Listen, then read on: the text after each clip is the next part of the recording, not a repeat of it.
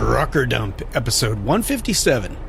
Well, we're back with part 2 of the interview with Zach Smacher about what it's like for a new trucker in their first 6 months. We left off with a cliffhanger, so that's where we'll pick it back up. But first, we're going to talk about the FMCSA's new rules about COVID extensions and how they're bending over backwards to get new truckers into the industry. We'll also talk about President Biden's vaccine mandate and how that's going to affect the trucking industry.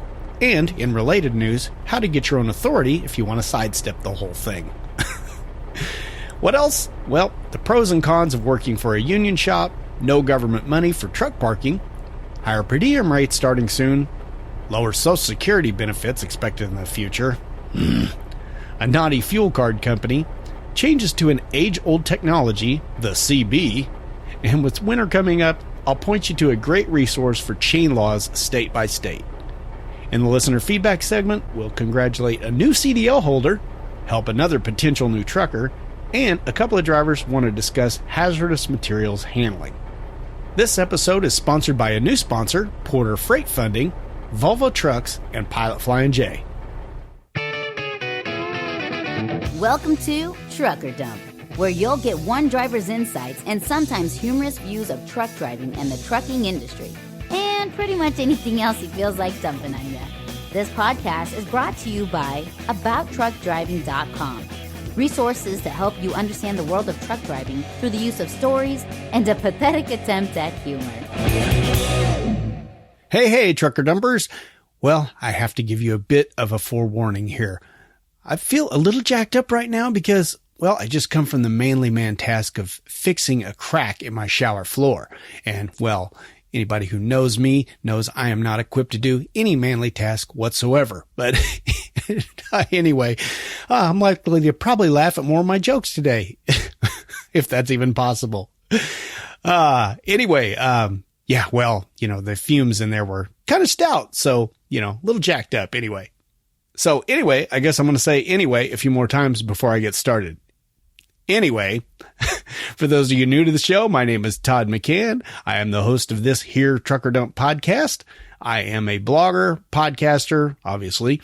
I am an author of 2 trucking ebooks. One is called How to Find a Great Truck Driving Job, and the other is called Trucking Life. Both are great for newbies or, just fun for longtime truckers to read or listen to, because Trucking Life has a 9.25 hour audiobook attached to it for free. You can check that out at abouttruckdriving.com. I am also a trucker, I might add. I'm not just some guy sitting behind a computer talking about trucking.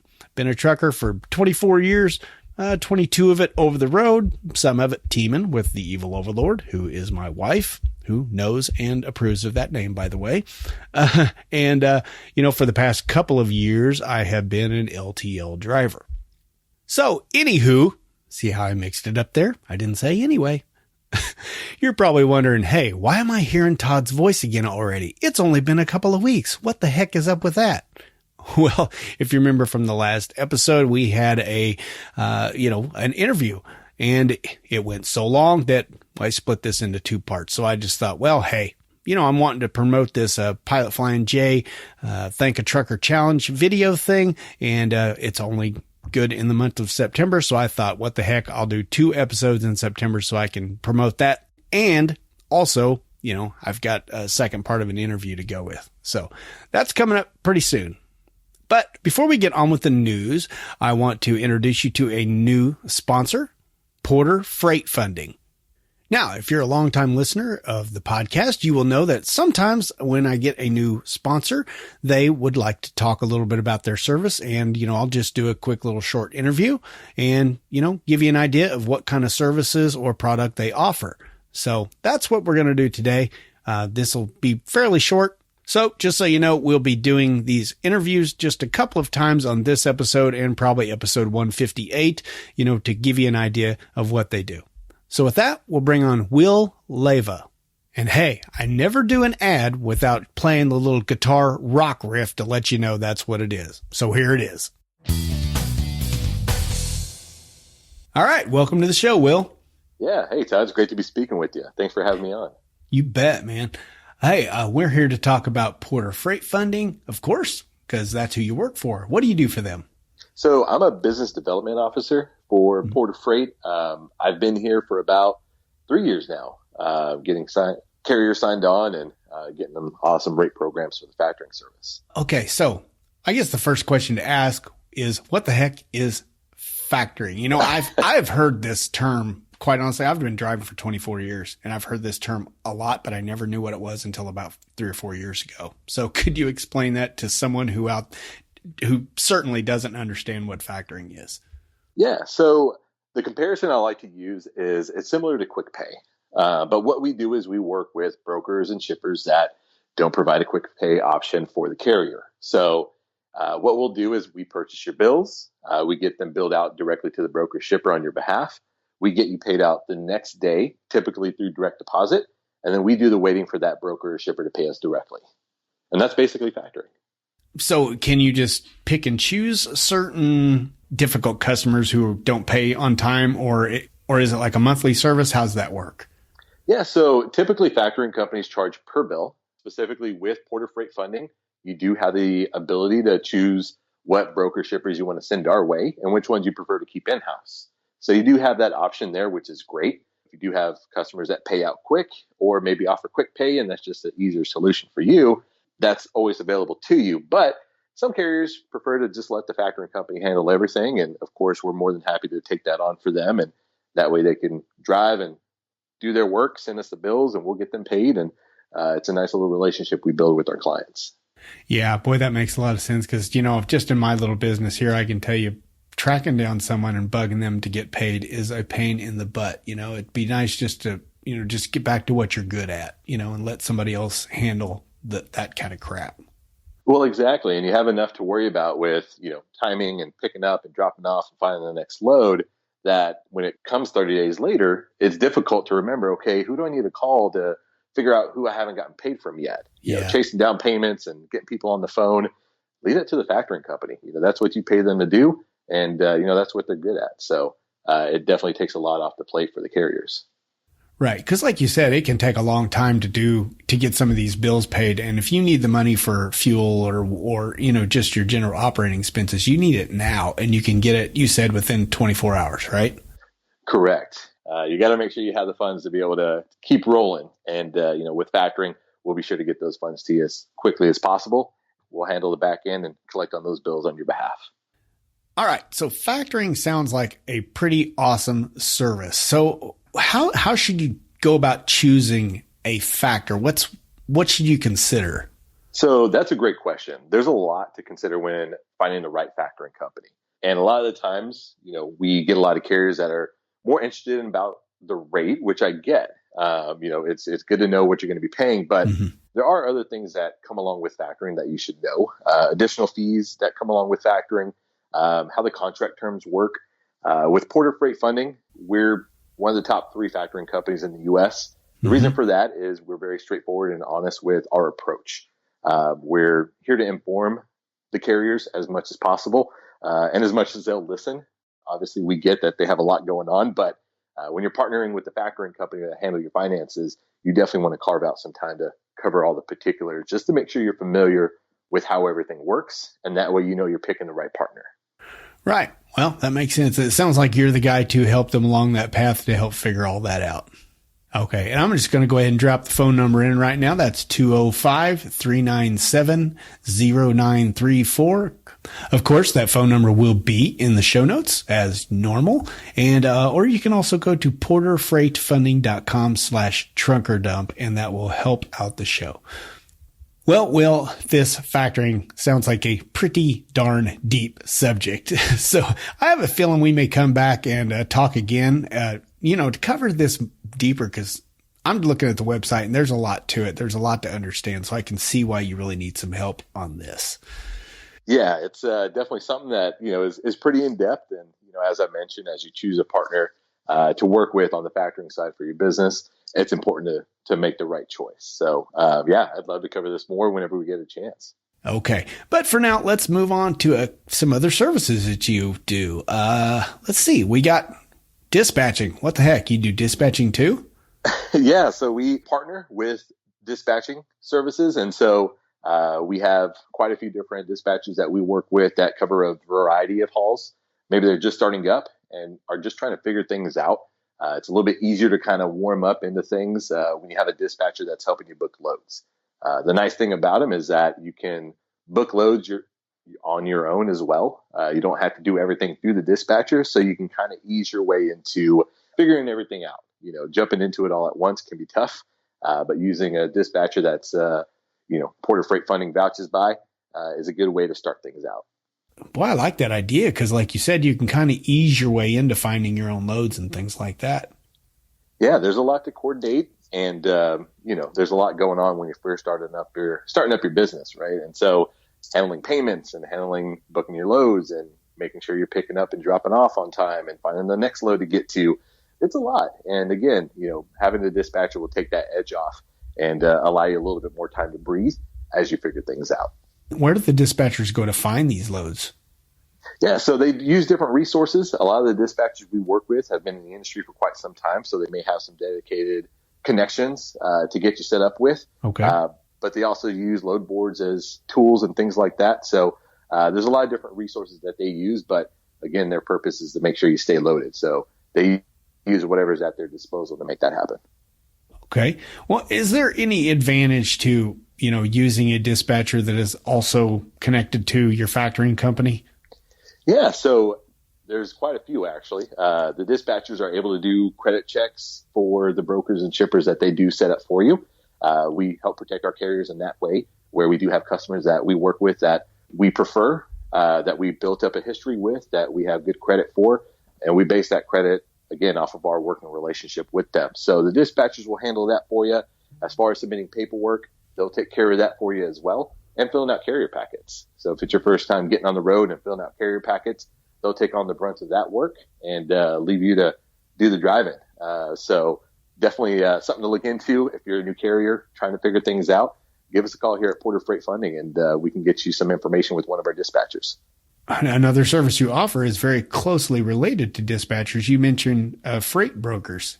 Correct. Yeah. So we do work with freight brokers that are trying to figure things out on the payment side. One of the things I mentioned about credit checks is that our carriers run and perform credit checks for brokers and shippers to see who's qualified that we can work with. I guess one of the things that brokers have to deal with is that when they post loads, the carriers are going to run their credit through their factoring company. Of course, a smart thing to do. But with them being a new brokerage, a lot of the times they may not pull up. The way to build up credit is by using a factoring company for your brokerage. Not only will we help you build up that credit that you're going to need to build up a little bit of a reputation in the industry, but yeah, with the freight brokerages, what we do is actually offer quick pay through your freight brokerage. And that way you can attract carriers to work with your brokerage. Again, it's hard enough to find carriers. And then once you do, they want to get paid. And that's understandable. So Porter Freight Funding will partner with your brokerage, provide quick pay through your brokerage in order to get your carriers paid. Okay. Well, from what I learned from that little segment right there is that freight brokering is for smart people, and I'm not one of them. So we may have to come back and cover that a little bit later. Yeah, I'd be happy to. Whenever you got time, let me know, and we can do a deeper dive.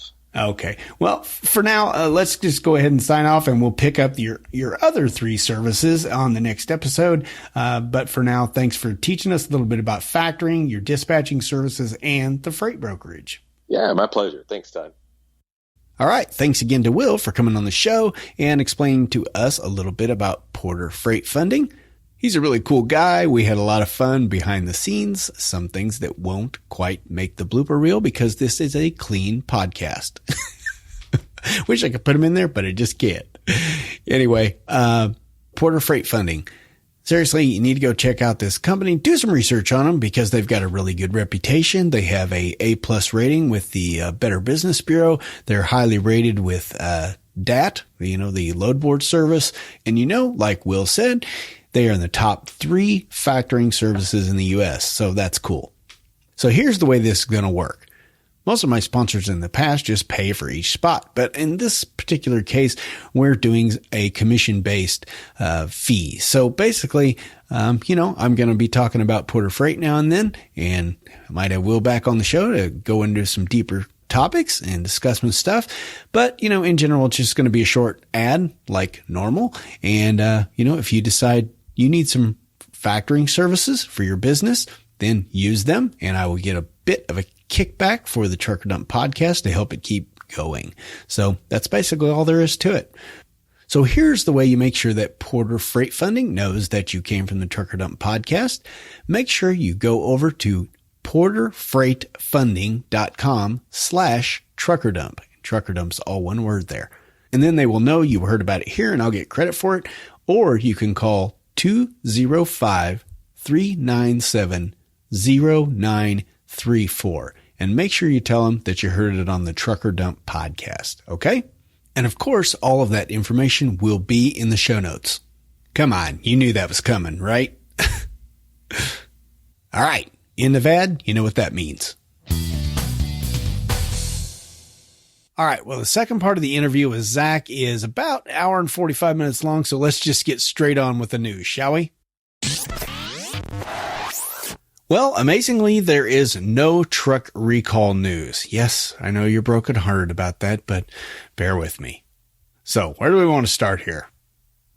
How about a little reminder for you that winter is coming on? Yeah, I just had the first cool day of driving the other day. I was actually kind of regretting I had shorts on that day and a short sleeve shirt. But this article I found on overdriveonline.com, and it is reminding you that chains are required in Colorado from September 1st through May 31st.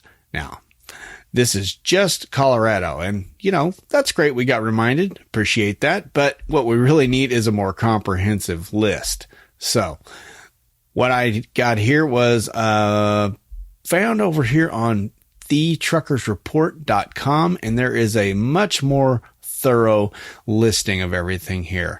I found lots of articles out there that said everything you need to know about chains that don't tell you everything you need to know about chains. This is the closest one that I found. So you may want to bookmark this one or, make an app out of it on your phone. You can do that by usually just going to the web page and usually in the share button, on your phone, there'll be a place to make it a part of your home screen or something. It'll put a little icon there. Might come in real handy, this winter, when, if you're running out west and you got to carry these chains and stuff.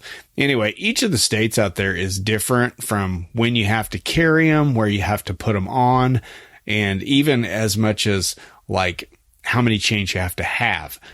For instance, some states just require that you have some of the drive tires chained, on your tractor. Other ones require that you have to have the drive tires chained plus one on the trailer if the trailer has brakes. And, it can get very convoluted. So if you're new to this chaining thing, and quite frankly, most of us probably don't chain a lot and could probably use a refresher course on this. And it would, one other good thing about this article is it gives the phone numbers and the websites for each of the states that has chain laws, and you can just click right there and look up all the specific details if it's not listed here. But this is a very thorough site. So again, that's thetruckersreport.com. There would be a link in the show notes to that.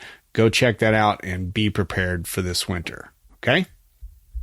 And speaking of show notes, for those of you new to the show, I always have to explain this, or I feel I need to anyway.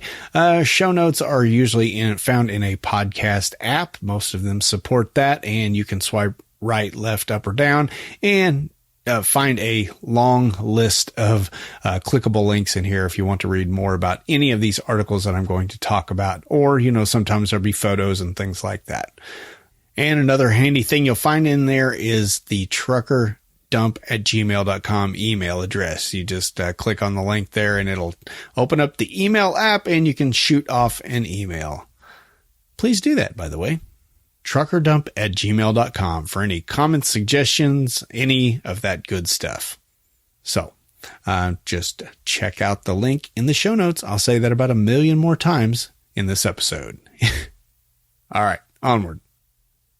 Hey, you remember in the last episode how the FMCSA once again bumped out the hours of service waivers, for the COVID. Well, they bumped that out to November 30th, and I was wondering how long it was going to take, but yep, all the other regulations or right on its heels. Yeah, this is for the, again, more COVID stuff. It's for the CDLs, medical cards, all that stuff. I'm not going to go into it again because, quite frankly, I'm tired of talking about it. If you want, if your license or your medical card is going to expire soon, check out the link in the show notes here and you can read all about it for yourself. I imagine we are going to be extending these out for a long time. And they're just trying to go as little as they can and until they, until this thing is over, if this thing is ever over. Anyway, tired of talking about it? Just go to the link in the show notes if you want more info. How about that? overdriveonline.com. And what do you know? Just as soon as I say I'm tired of talking about this COVID stuff, I've got to talk about it a little bit more. Yeah. Man, oh man. Like I said in the last episode, we talked about how the hours of service waiver was extended to November 30th, right? Well, along with that, since then, the FMCSA has actually added a requirement for carriers on this. They want to study what is going on with this. They want to know when it's being used, how it's being used, just to probably see if it's even worth having the extension or the exemption for these hours of service rules. Again, if you don't know what I'm talking about here, this is, for hauling things that are really needed for like the COVID, for like medical supplies and things like that, paper products, food products. Again, there's a long list in here. I'm not going to go through it again. But if you're interested, want to make sure that you're, actually hauling a COVID load. My guess is that's what the FMCSA is also doing, why they want this reported by the carriers.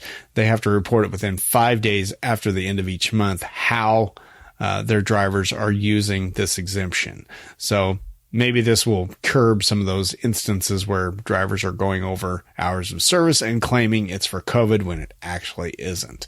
I don't know how much of that's going on. Apparently they don't either. And that's why they're wanting all the carriers to report on this. So if you are a carrier, if you own a small business, owner operator type thing, looks like you're going to have to report this stuff. Anyway, check out the link in the show notes here for more information on that if this is going to affect you. Found this one on overdriveonline.com. The FMCSA, which for all you newbies is the Federal Motor Carrier Safety Administration, easy for me to say, they have been extremely busy lately, with all these extensions and exemptions and all this junk. Well, they've even gone to help new drivers get on the road faster. This one I found on thetruckersreport.com. There'll be a link in the show notes, of course. And this one talks about how, when you get, probably a lot of us have forgot about this because it's been so long since we, first got our CDLs. But, when you get your CDL, there's often like a waiting period. And sometimes, you get your CDL when you're working for your company or something like that, especially with these, company run schools. These big mega fleets run these schools and stuff, and they train these drivers and they get them their CDLs. And then now in the past, what they've had to do is just kind of, ship them back home in a car or something to get their licenses and things like that, because there's all the, even before the COVID stuff, they were having to do this. But now with the COVID, it's even worse because there's all these, long waiting lists and, wait times to get the paperwork done and things like that. Well, the FMCSA, again, easy for me to say, has come up and they gave Wilson Logistics, is based out of Springfield, Missouri. They gave them an exemption that says that new drivers are able to actually drive their vehicle for a period of time. I don't remember how long it is in here. I think it's like 30 days or something, and it gives them time to get back. As long as they pass their test and they can prove that they passed their test and they have that paperwork, but they don't have their official CDL yet, they're still able to drive on their own without a licensed CDL holder in the vehicle with them. So, that just makes sense, honestly. If you've already passed the paperwork, if you've already passed the test and stuff and you're just waiting on the paperwork, it seems silly to have to, get out of the truck, go back home to your home state, get your license, and then come back out. And, like I said, there could be a delay in the process. Why not just drive your truck back home, and maybe they finish out your extra 2 weeks. And by the time you get back, your paperwork's all ready to go. Anyway, I don't know how that works. Like I said, it's been too long since I've had to get, I had my, CDL for the first time, but it is nice that the FMCSA is working with this. And, that's a good thing because, we're having a lot of trouble getting drivers out here into this industry anymore. So anything they can do to help speed up the process and just make things more practical just makes sense. So again, found this one on thetruckersreport.com. And as much as it pains me to say it, thanks FMCSA for being so reasonable on this stuff. For a change of pace. Let's leave it at that. Ugh. All right, here's some good news if you're an owner-operator. And, well, at least I don't... I'm not sure if we ever really resolved this, but I'm pretty sure company drivers cannot claim per diem on their taxes anymore. Don't take my word on that. Go see your accountant about this. But we know owner-operators can claim the per diem.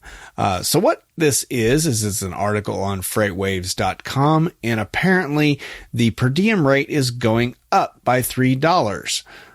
Yep. In the past, we had talked about how it was $66 per day. Now this is for food, expenses on the road, anything like that, as long as you're gone away from home for, I don't know. I don't even think it has to be an entire day. I think it just, according to this article, it's any load that can't be done within one shift, one 11-hour shift, or I guess 15 if you're in, a state like, Texas or something, that has a longer work period as long as you're in the state, or Alaska or something like that. Anyway, whatever your legal driving period is, if you can't complete that run in that amount of time, you can probably claim that day and get the per diem rate on this. So anyway, like I said, it used to be $66.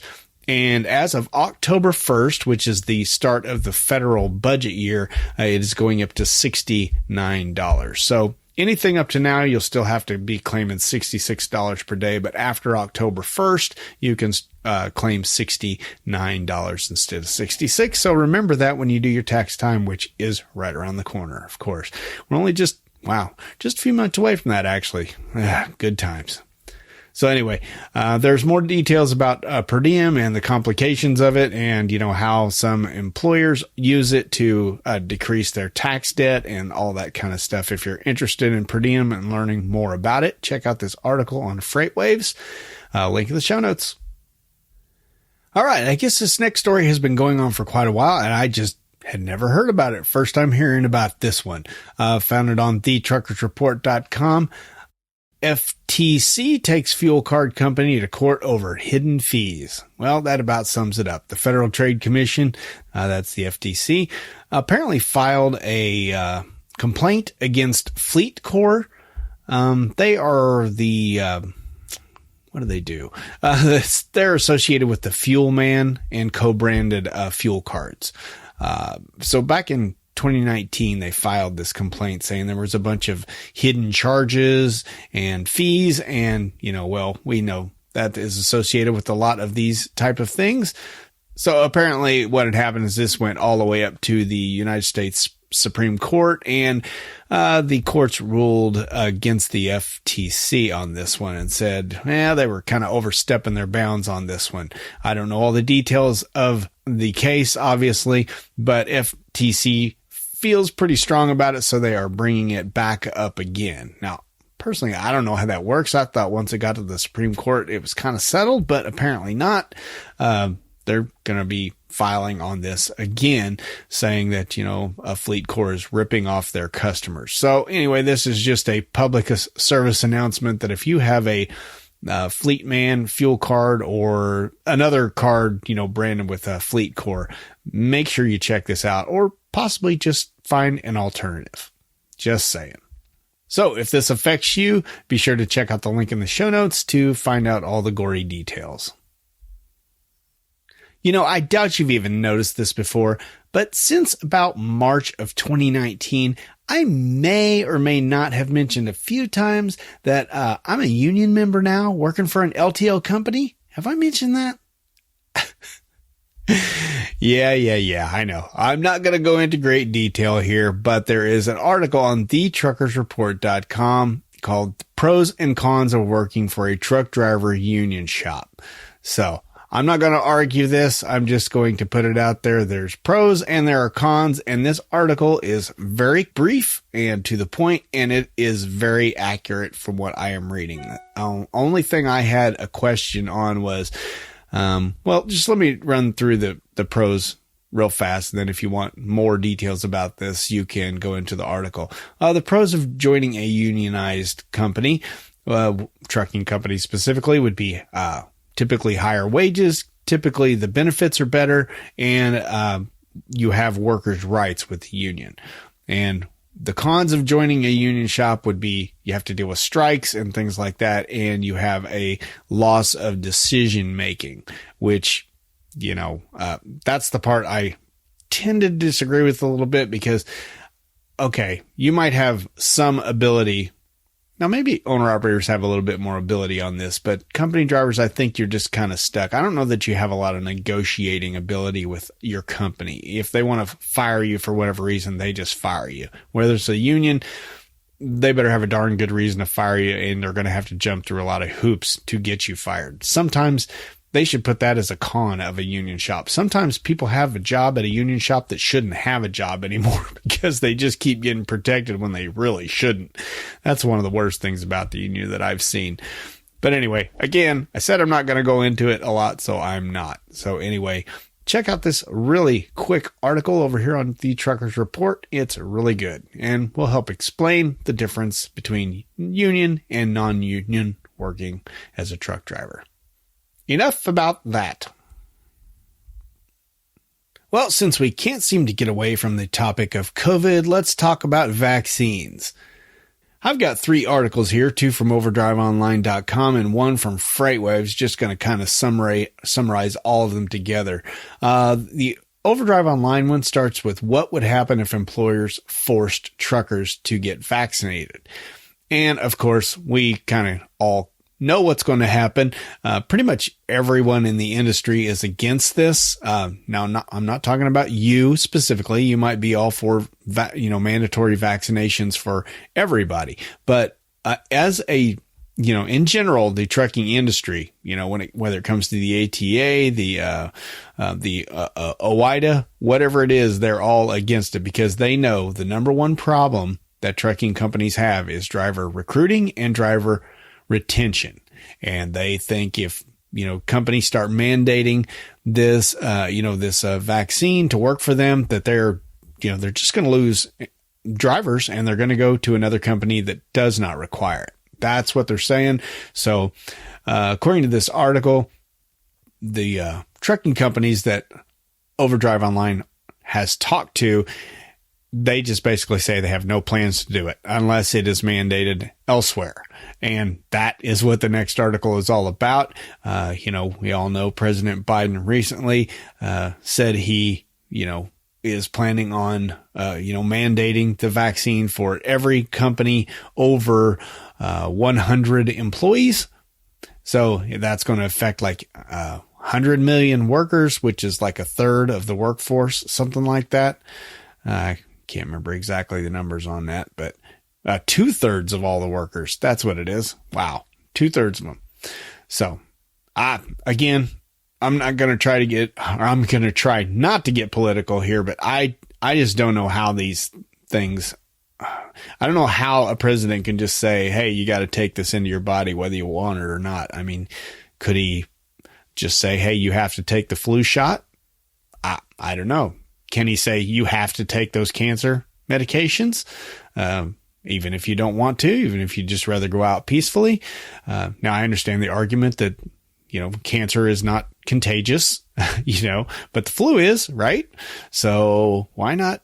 I don't know. Again, not going to get all political on this. I just want to point out these 3 articles. It's kind of a running commentary of what's going on, how the companies say they don't want to do it. Biden saying he is going to mandate it. And then there's a third article that talks about, how it would impact, owner operators.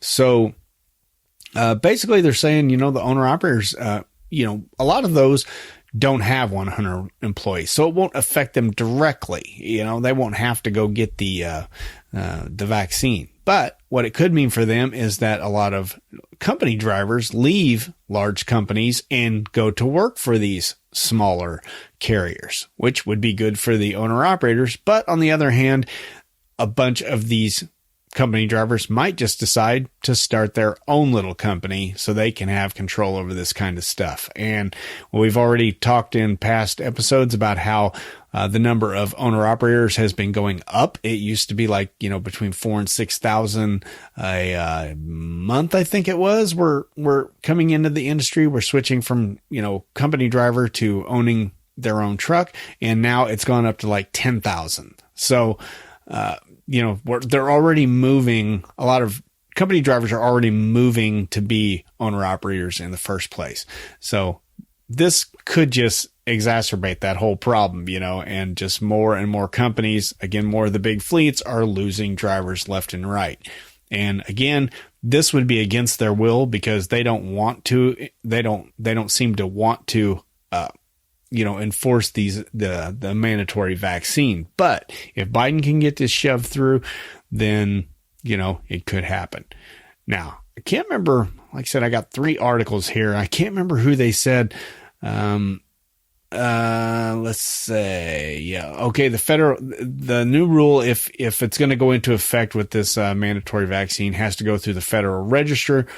So that usually takes a while to get going. And there are governors from various states already fighting this: Arkansas, Wyoming, Georgia. I'm pretty sure Texas will be in line for that pretty fast too.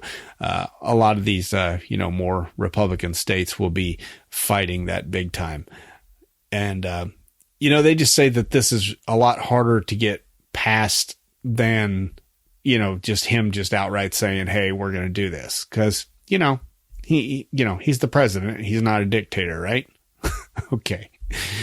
Well, anyway, vaccine or not, I don't really want to hear your opinion on that because it's probably just going to cause problems, with people voicing their opinions on that. Your body is your body, right?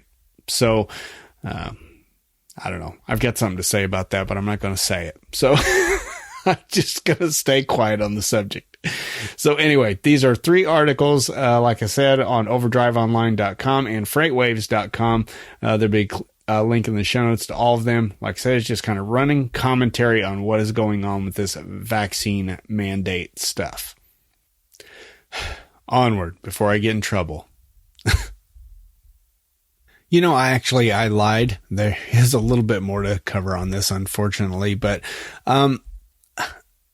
Overdrive did their sister publication, Truckers News, did a survey on this vaccine stuff on drivers. And apparently they say 30% of company drivers said they would refuse a mandatory vaccine and force the employer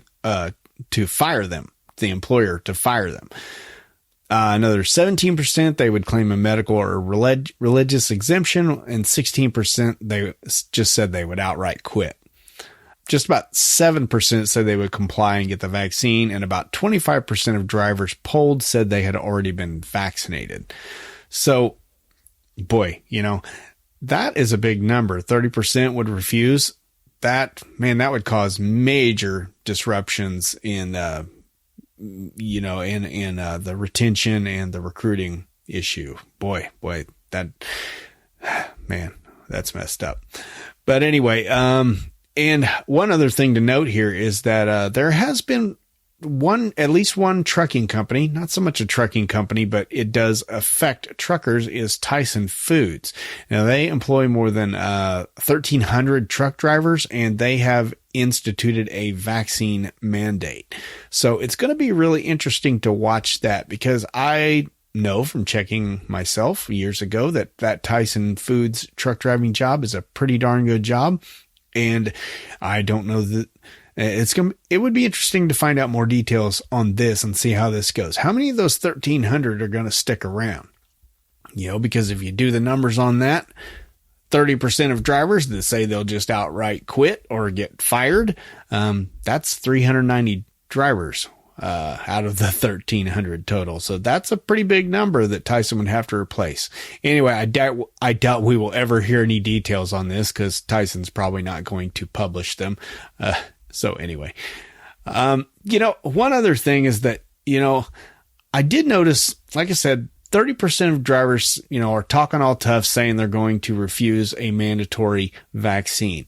Yet on August 31st, there was supposed to be a demonstration. Everybody was calling for one because I guess over in Australia, they're having a major problem with this. A lot of companies have already mandated the vaccine, and truck drivers are having a cow over there. They're having, shutdowns and protests and things like that. And American truckers were trying to get on board with this too. And they were trying to call for a national, shut down your truck, don't drive your truck type of a thing.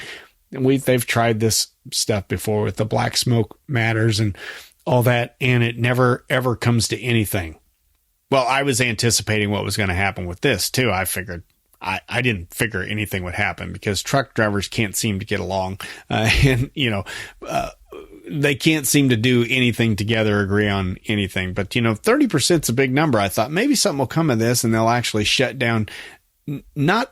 Nobody's really put mandatory vaccines in place yet, but they were just trying to say, hey, don't even try it because this is what's going to happen if you do it.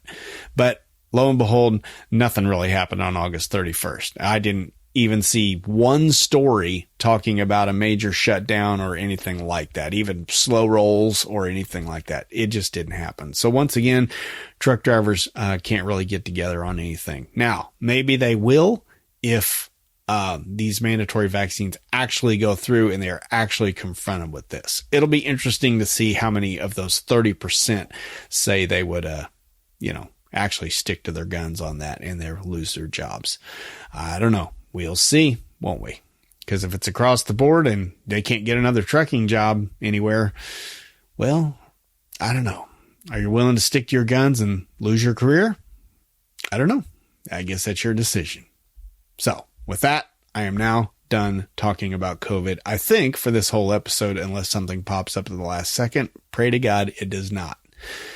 Okay, move on. Hey, we just talked about how, this vaccine mandate could possibly, send more company drivers over to the owner-operator side and how, they're already doing that even before these vaccine mandates. Possible vaccine mandates, I should point out.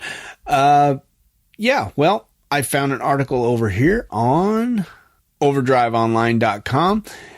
Get your own authority, how to tackle the basics of filing, insurance, and more. And this is part of their Be Your Own Boss series over here. They've got a whole series of articles over here to help you become an owner-operator if you're interested in doing that. Now, I knew some of these steps, but not all of them. I've never been an owner-operator, quite honestly, so I don't know all these steps. I knew certain things like, the first thing they mentioned is establish your business entity. Well, I knew that, you got to go in and get your LLC or your S Corp or whatever. I understood that part of it. But the number 2 threw me for a loop all of a sudden. Start the Unified Registration System filing process. What the heck is that? Well, if you want to know what that's all about, check out the link in the show notes and it'll run down through more details about each one of these things I'm mentioning. Number 3 would be get insurance. 4 is designate process agent, whoever that is, whatever that means. I don't know. Complete your UCR. That's the Unified Carrier Registration. Don't know what that means either. And I'm not going to go into it. Like I said, if you're interested in becoming an owner operator, you're going to have to be doing this research yourself or get some help from a company who does this kind of stuff. I believe our new sponsor, Porter Freight Funding, can help you with that kind of stuff. Anyway, number 6 would be do truck signage. Yeah, got to get your US DOT number on the side of your truck and all that stuff. And then other potential needed filings would be the heavy highway vehicle use tax and international registration plan, state fuel taxes, state use taxes. Well, that's all they go into for for here. Yeah, like that's not enough, right? And they give you a list of some companies that can help you with that. You know, for instance, OIDA, the Owner Operator Independent Drivers Association, can help you with this. National Association of Small Trucking Companies, Partners in Business, that is associated with ATBS, which stands for Accounting, Tax, and Bookkeeping Service, I think is what that stands for. Anyway, they're a factoring, I think. Do they do factoring? I don't remember. Anyway, yeah.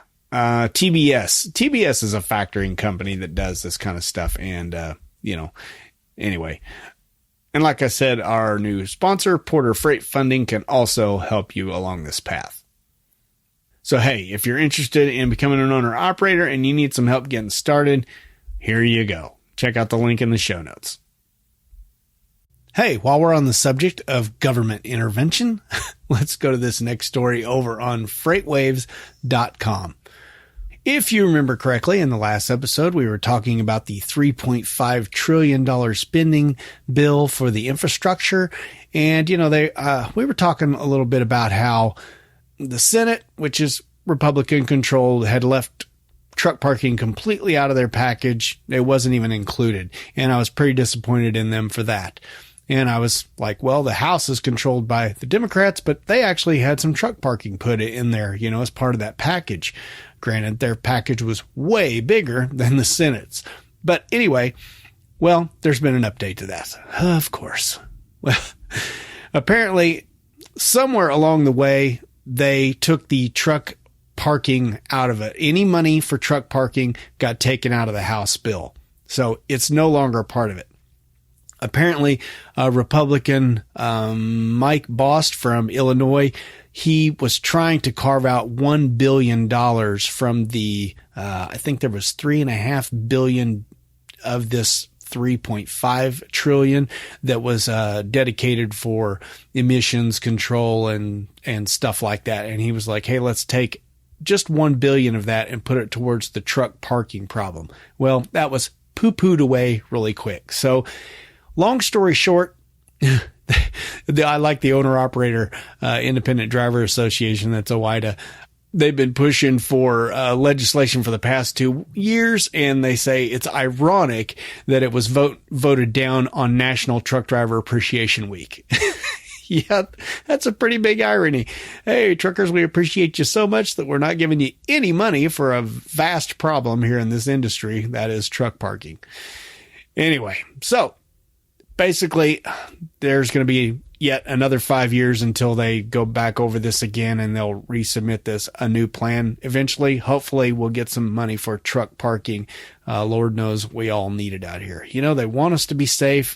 They want us to get our rest. And yet, they just don't help out. I don't know if it was this article or another one that said, actually, improving more truck parking and adding more truck parking would improve the emissions problem because I read a study somewhere that said the average trucker spends 56 minutes a day looking for parking, whether that's driving around a parking lot or going out a route to find parking somewhere. I don't know if that's true. It seems a little high to me. I mean, drivers may be looking for parking for 56 minutes, but aren't you just kind of pulling into a truck stop looking around? If you don't see it, you go on your route and just pull off a little bit more. So yeah, it might be 56 minutes total, but part of that you're on your route. But regardless, we still need some truck parking out here. And, well, it's not going to be happening for the next 5 years. So thank you, Congress. We really appreciate it. Happy National Truck Driver Appreciation Week. Anyway, link in the show notes to freightwaves.com if you want to be as disappointed as I am. Or just grab yourself a Snickers and make yourself happy. All right, here's another public service announcement, but it's not a good one. Found this one over on marketwatch.com. This one is called Social Security to become unable to pay full benefits sooner than previously estimated. In short, plan for your own retirement. There's going to be some funds available, but not full funds available starting in, I think they said 2033 is when they're anticipating that you're not going to be able to get full benefits. Now, isn't that interesting? I was looking this up, and apparently I can, with when I was born, I can retire with full benefits at age 67. Well, in 2033, I'm going to be 65. How convenient is that? So, yeah, I don't know. I guess at that juncture, I'll have to just look and think, okay, well, am I better off retiring at 65 and collecting, my partial full benefits, if that makes sense? Only, because if you don't go to full retirement age, you have to take a lesser amount. So is that amount going to be more than just waiting until I'm 67 and, everybody's has gone down by then? I don't know. I guess I'll have to do the math on this. And of course they said, Congress could step in and make some changes. They said they've been given lots of opportunities in this article, but nobody has done anything about it. Ugh. So apparently the Social Security has two programs, one for retirees and another that provides disability benefits. So they're saying the Old Age and Survivors Insurance Trust Fund, that's going to be unable to pay the full benefits starting in 2033. Like I mentioned, that's a year earlier than they projected last year. And the Disability Insurance Trust Fund will become depleted in 2057. That's 8 years earlier than expected. Now, personally, I don't understand this. I don't want to get all political again, but I got to say something here. Why, if we are not able to take care of the people here in our country that have given these taxes, well, not given, they've been taken from us forcefully, we don't usually volunteer them. If we've put into that fund all our lives, counting on that for retirement or for disability, if we end up on that, then why shouldn't it be there? I mean, what are they doing with this money? They can blame it on COVID all they want, but COVID just came around since 2020, right? So where have the funds gone before that? And again, my most political statement here is, why are we sending money to all of these foreign countries to help them through their issues? I just heard on the news the other day that Afghanistan, all the turmoil going on over there, they get about 30% of their budget from Western countries. 30% of their national budget comes from people like us. Why? Now, thankfully, right now they are withholding it until, the Taliban gets their crap straight over there, and they don't seem to be on track to do that. So hopefully we will keep withholding. But, there's been countless reports of, our government sending other countries huge sums of money. And why? Shouldn't we be taking care of our own first? That might be a little bit selfish, but, you and I worked for that all of our lives. I'm not working, 40, 50 years of my life to not get anything for it. I mean, come on. I contributed in the system. Anyway, that's as political as I'm going to get on that. But anyway, just a heads up that this is happening. And if somebody doesn't do something about it, meaning the government, of course, and basically managing our money a little bit better, probably what they'll end up doing is raising taxes again. That seems to be the fix for everything nowadays. But anyway, just so you know, be prepared that, by the time you get to your retirement age, you might not have as much money as you think you have. So plan accordingly. Anyway, link in the show notes to this MarketWatch.com article. All right, to finish up, let's cleanse our palate a little bit. Now, I don't care anything about the CB whatsoever. I understand its value. If you want to use it, leave it running low in the background in bad weather, things like that. I get it, but I am not a fan. Never have been. Don't much like it. I don't like the conversations on there. I don't like the rudeness of people in general, but the CB has been a vital part of the trucking industry for years and years and years. And guess what? There's some changes coming to it. This is an overdriveonline.com article. These changes are actually for the better. It says this article is called Biggest Change for CBs in 4 Decades as FM mode gets approved by the FCC. Yeah, we're talking about the FM radio band. Right now, it runs on AM. According to my understanding, my little understanding about all of this, But, AM is good for distance. Not so great on clarity, as we all know from listening on the AM station. So this FM band is going to be opened up to them also. So, when you are closer, you will get better signal. They're saying the background signal noise ratio will be much, much better, and it'll sound better. So, there's more details about all this, skipping signals and all kinds of junk that I don't understand, frequencies. Apparently the only thing I do understand about this was this was pushed by Cobra, the CB manufacturer. About 4 years ago, they petitioned the FCC to open up the FM band to them. And another leading competitor to them, Group President Electronics USA. I don't know what CBs they make, but apparently they make CBs too. They jumped on board to get this done. So anyway, this, they said don't expect this anytime soon. They're looking at possibly 2022 for this FM introduction. I'm assuming they will have to, offer new CBs for this that have, that are able to pick up FM, but I am not positive about that. If you are a CB junkie and you want to know more about this and cleanse your palate a little bit from that nasty last story about crappy retirement in the government, hey, go over and check this out, overdriveonline.com. Well, that'll about do it for the news. But before we get on to part 2 of the interview with Zach Smacher about his first 6 months of trucking, let's hear a word from one of our awesome sponsors. Hey, have you noticed the price of diesel fuel lately? I was reading an article the other day that said the price is 90 cents per gallon more now than it was a year ago. Yowza. I'm sure you owner-operators and fleet owners are feeling the hit on that one. And I bet you're also thinking right now, man, I should have went and bought a bunch of Volvo VNL series with the new D13 turbo compound engine in it. You were saying that, right? Go over to volvotrucks.us or click the link in the show notes to check out this D13 turbo compound engine. So here is how this bad mamma jamma of a motor saves you at the fuel pump. First, the D13 TC has a new wave-shaped piston design that burns fuel way more efficiently than their older motors. As a matter of fact, it's 6% more fuel efficient than their D13 and up to 11% over their 2015 engines. But hey, this new piston design can't get all the fuel burnt efficiently, right?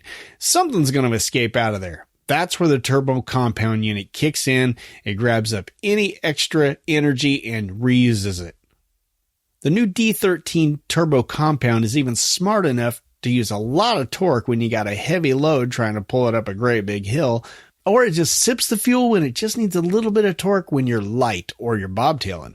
That's pretty cool that the engine is trying to compensate for your lead foot. So the D13 turbo compound comes in all of the VNL series standard. You can get it in multiple configurations so you can get a truck and an engine combination that fits your purposes perfectly. So why don't you head on over to volvotrucks.us and check out the fancy schmancy video over there that shows you how this engine works. And check out all the other videos while you're over there too. I'll put a link in the show notes. You can just click on it right there. So with that, I'll just thank Volvo Trucks for sponsoring this episode of Trucker Dump. All right, let's get on with the second part of the interview with Zach Smacher. If you remember right, in the last episode, which was episode 156, we were talking with Zach about his first 6 months of trucking. He just finished them and, well, just kind of wanted to get an idea of what it's like for a new trucker in this industry. It's been a long time since I've been a new trucker. So, it's nice to get a fresh perspective on this. So if you remember right from the last episode, we were just starting to get into Zach's first week of actual trucking by himself, and it sounded like it was about to get interesting. Let's pick up where we left off. All good advice on training. All right, so we've got that done with. You're now officially released by the trainer. He says, this guy's good to go. Have a good time. Enjoy yourself. What was your first week like as a solo driver? Oh, do I have a week for you? That doesn't bode well. I believe I remember this. For those of you who don't know, Smacher Man is in the Trucker Dump Slack group, and he was a member long before he was a trucker. So we've walked through this process with him. So I kind of know what's coming here, but we'll just let Zach tell you the story. Yep. Okay. So, day one, pick up my truck, inspect it, do my thing, start trying to do a pre-trip, battery's dead. Got to get the truck jumped. Okay. So that's boating. Good start. Yeah, good start. Get all my home in the blue, get basically into the truck, get settled in, get my first load assignment. I'm going through New York State. You go through New York State, you have to have a specific tax sticker. Right. Didn't have it on the truck. Okay. Had to get a paper copy. Had to go back to the hotel. Had to get a fax, which COVID, yay! Yeah. Everyone doesn't know or understand the ancient technology of fax, and I end up having them just email it so that they can print it off. Right. Thankfully, the hotel staff were pretty much familiar with all that stuff. Good. So I finally get out there. I take my first trip. I do that. I don't really remember that. Well, I do actually remember that load. That was going up into Mass. That was fun. Very first place I go into, I'm hauling giant rolls of paper. Everything goes fine. I get through the Mass interstates fine, which they're a whole lot of fun. But I have to get into the shipper. I tried to get into the shipper. 2 very tight 90-degree angle turns on a residential street with cars alongside me going onto another residential street with cars parked on either end, and I have traffic coming at me. Yeah, and this is a common thing in the East where, there'll be a factory like right in the middle of town somewhere and you're driving through a residential area. Oh, my God. Yeah. Yeah. It's not like you were lost or anything. You were on the right track. No, it's just I was fun. going exactly the way it was supposed to. Yeah. And it wasn't good. No. Yeah. And the way I was going in was the best way to go in. Yeah. There was really no other better way to get out or to go in or out of this place. Right. And you don't have that second pair of eyes that you had with your trainer. You're now on your own. Yep. So what did I do? Took it at a snail's pace. Thankfully, the Massachusetts drivers weren't average. I'm going to say it, massholes. And they actually cooperated with me and moved out of my way so I could maneuver. But let's put it this way. I made it past a telephone pole by the skin of my teeth. Getting into this place. Basically the same thing getting out of this place. Right. Yeah. Okay. Now, got past that. Now I'm picking up a load of hazmat going to Texas. Now, this is, I want to just throw this in real quick. Remember I said I spent $300 on like my hazmat and my twig cart. Yep. Okay. Because I had my hazmat endorsement, I got as my second load ever, 1,000-mile load going from Massachusetts to Texas, to San Antonio, Texas. And actually, I don't know. It wasn't San Antonio, Texas. It was like Dallas or Houston area, somewhere in Texas. Okay. But it was 1,000 miles. Yeah. And that was my second load. But you only got that load because you had the hazmat endorsement. Exactly. So my second load ever as a driver, very first hazmat load as a driver ever, paid for my endorsements. Yeah. So just get it done. Yeah. But get all the way down into Texas. Now, any Texan or Oklahoman or Alabaman or some others will remember, Louisianans will remember this, is the ice storm. The ice storm that lasted a week. And here we go. I dropped off that load. For whatever reasons, with miscommunications, I didn't realize I should have taken an empty, and I was bobtail. I was supposed to be bobtailing from where I was in Texas up to Oklahoma City. I made it about a third of the way before the storm hit. And I purposely shut down because the storm was starting to come in. Now, people remember this, but I was going up I-35 the morning after that massive, massive crash happened in the express lane on I-35 that killed a bunch of people and involved a crap ton load of cars and trucks. Yeah. To give you an idea just how bad this ice storm was, that scene wasn't cleaned up, and the EMTs couldn't even get to the scene without having to throw ice on the road themselves because there was so much ice on that particular road. Throw salt, you mean? Yeah, salt. I'm sorry, ice. Yeah. Throw ice onto the ice, Zach. Yeah, salt. They had to throw salt onto the ice themselves. Yeah. So that just gives you an idea how bad this was. It took me a week to go from just outside of the Texas border heading towards Oklahoma City to get off to Oklahoma City to be told to bobtail back all the way down to San Antonio, Texas. Took me a week to do that. That should have taken me about a day, a full day's driving. Wow. But that took me 1 week. Yeah. And there was no power at just about every truck stop. Mm-hmm. There were no facilities, no services. Yeah. I was lucky I had a full tank of diesel and DEF, so I didn't have to worry about that. But I learned a lot of very valuable lessons, including having non-perishable food and water in the truck. Very important in the winter, especially. Yep. Having pee bottles and a poop bucket. Yeah. Have that. I know it sounds disgusting and ridiculous, but have it. Yes. There is nothing more mind-blowingly stressful than when you have to go. Yeah. And there's no, number two, when you gotta poop and there's no place to go. There's no outhouses. There's no restrooms. Nothing. I'm loving the fact that you've said poop on this podcast already 3 times. It's really awesome. You're so welcome. I like to get into the poop show. Well, sure. 4. We're going to make this into a drinking game. Probably not a good idea for an ex-alcoholic. Anyway. Okay. So, horrible week. We followed you through this whole thing. We're like, see, this is why when things happen like this is why people quit within the first 6 months, because they just, it just deteriorates in front of them. Like, this was a bad mistake. I'm jinxed. It's never going to get any better, but it does get better. Right. So, well, during that first week, you're learning how to, you're nervous driving the truck for the first time. You're nervous because you're on ice. And for those of you who don't know, who are in the industry, a bobtail is a truck without a trailer, and it is there's no traction over those rear tires, and it just won't stop. It won't go. It won't do anything. Yeah, it's horrible. Exactly. So you're trying to learn how to sleep in the truck. Yep.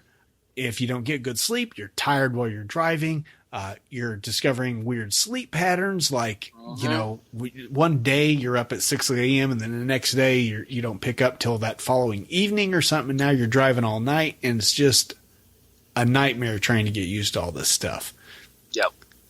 It certainly, now I will say this, it certainly can be a nightmare to get used to this stuff. Again, though, if you've done a good enough research, you're going to find out that literally everybody goes through these very things, whether you're doing local, dedicated, regional, over the road, it doesn't matter. Yeah. Everybody goes through these things in some which way or form. Yeah. Okay.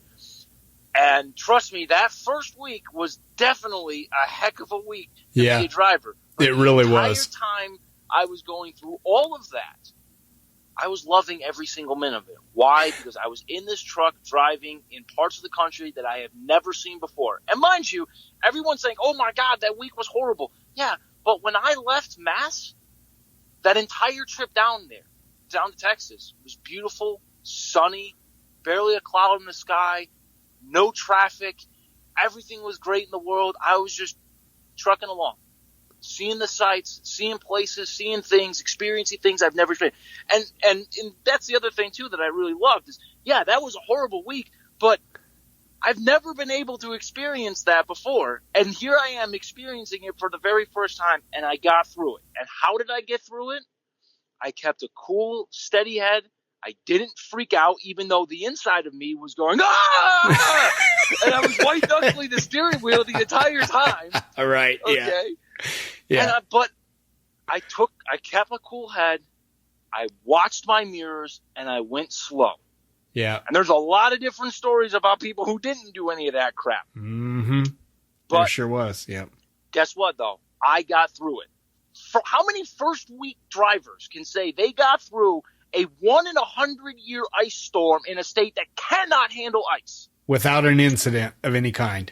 Without any even remotely kind of incident of any kind, and I was in the worst possible type of vehicle. Yeah. A bobtail tractor with no trailer. And the worst conditions, ice. Exactly. There's no worse. Yeah, there's no worse situation. And I don't have chains. I wish I had chains. I'm going to buy some chains soon. But Yeah. no, didn't have any of that. And I got through it. Well, you know what? This is exactly what you were talking about when we first started this. You were looking for some adventure. Well, you know, a lot of people don't remember the best times in their life. You may not remember that Massachusetts to Texas where you just had beautiful weather the whole way, but you darn sure are going to remember and tell the ice story a million times throughout your life. That's the things that you're going to remember. So it sucks that it had to start that way, but at least you got through it. And that's the other thing is, you know, and Todd's right, is that, you know, as humans, we tend to focus on the negative and remember most the negative because those are the things that tend to make us learn. What I'm suggesting here is make sure you have, you know, I mean, just about everybody has a camera phone. Make sure it's got enough space, or if you don't want to use a camera phone, get a digital camera to record all of the good things. And trust me, there is a lot of amazingly good things that you will see out here. Yeah. And I'm a big time hiker. I spent pretty much my teen years out in the woods. I've always been an outdoorsman and I love the outdoors and I've seen lots of things in the outdoors, but I've never seen any of these places that I've taken pictures, and eventually I figured out, take a video, it captures everything a lot easier. Yeah. So, yeah. And I've missed a lot of this stuff simply because I'm not the exploration type of guy.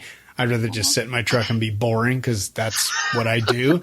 But, you know, hey, if you're in this and you're traveling the country, you might as well get out if that's your thing. You know, get out on a 34-hour break. Go explore the town. I remember Trucker Bob, who you may or may not remember, you know, before he passed. He was this way his whole career. You know, single guy.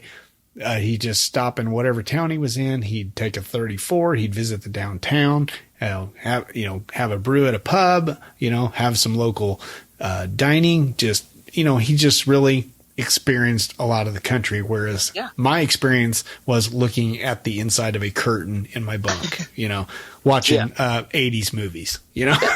I mean, there's absolutely nothing wrong with that. And I've done plenty of that too.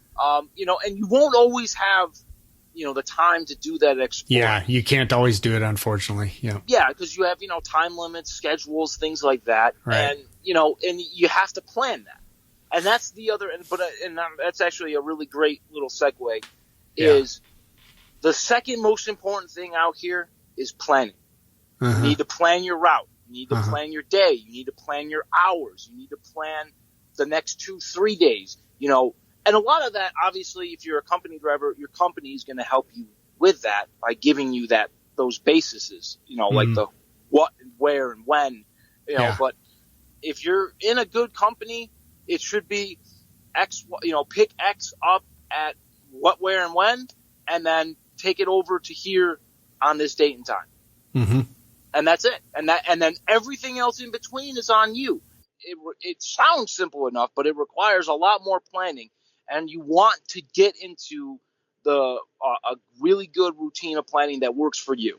Now, my routine of planning may not be the best may not be the thing for everybody. But basically the way that I plan my route is I get my information from my company, where I got to go, when I got to be there, and then, you know, where it's going to and when it got to be there.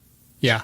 Okay. Then I take pictures with my phone of all of that information, including, you know, fuel stops where they want me to fuel.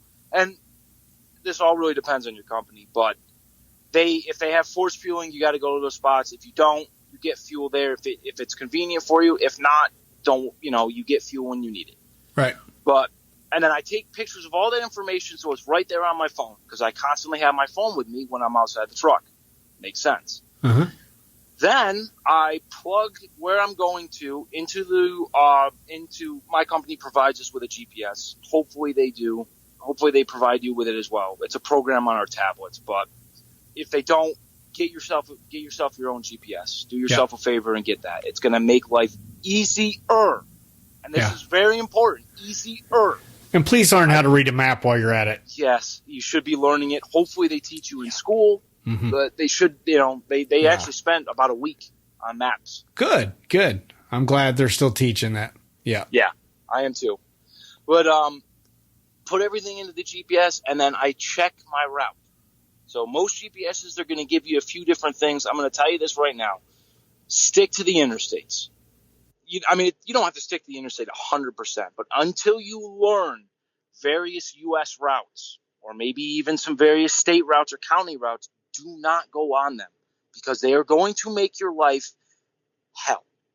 Okay? It is going to be very stressful. It's going to put you in places and areas you do not want to be. So check your route carefully.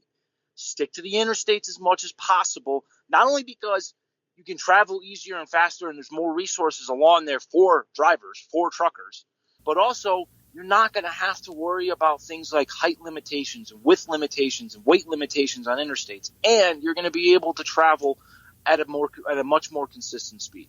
Yeah. You get on these U.S. routes or these state routes, you're going to be hopping in between towns. You might be going through the middle of town. You could be dealing with a ton more traffic, height restrictions, weight restrictions, width restrictions, all of those things, not to mention hazmat restriction if you have that stuff. Stick to the interstates as much as you can until you learn. Yeah, I agree, especially in the beginning. But, if it's one of those situations where you look at a highway on a map and you go, hey, that whatever interstate, or not interstate, but U.S. highway, that U.S. 23 looks like it's a big shortcut for me. Stop somewhere at the truck stop close to that intersection. Ask a trucker. Just walk up and say, hey, man, what's that US 23 like? Man, it's basically like an interstate. Just take it. You're good. Yep. Now you can take that, maybe mark that in a book or something for future reference, but you're going to learn all these routes pretty quick. But, yeah, you don't want to just take off, especially on a state route, without knowing or asking somebody. Yep. For sure. And then, and actually with that, I think a great way to ask drivers that probably would know is the CB. Get yourself a CB. Yeah. I know it's outdated technology, but I'm going to say this right now. I wasn't originally going to get a CB because I did my research and I was like, it's outdated technology. You really don't need it. My trainer's truck had a CB. That saved us at least 3 times from major accidents. Yeah. Personally, in my own truck with my CB, I've been saved from 2 serious accidents because of it. And I've avoided at least a half a dozen serious backups because of my CB. Yeah. And I wouldn't have a clue where I was, where to go, or what to do without it. You can get one pretty cheap for, $40 to $100 and just hook it up to the mine costs coax. $60. Yeah. Yeah. Most trucks already have a coax and an antenna and everything, and you just hook it up. And it won't give you great signal, but it'll get you enough, especially like in bad weather. Things like that, you want to run with it low in the background so you can hear what's going on. Exactly. Yeah, I agree with that. I don't do it, but I agree with it. Yeah. and also, when you get a CB, do yourself a favor as well. Pick up an external speaker from one of the truck stops. They're like $15, $20. I think mine's a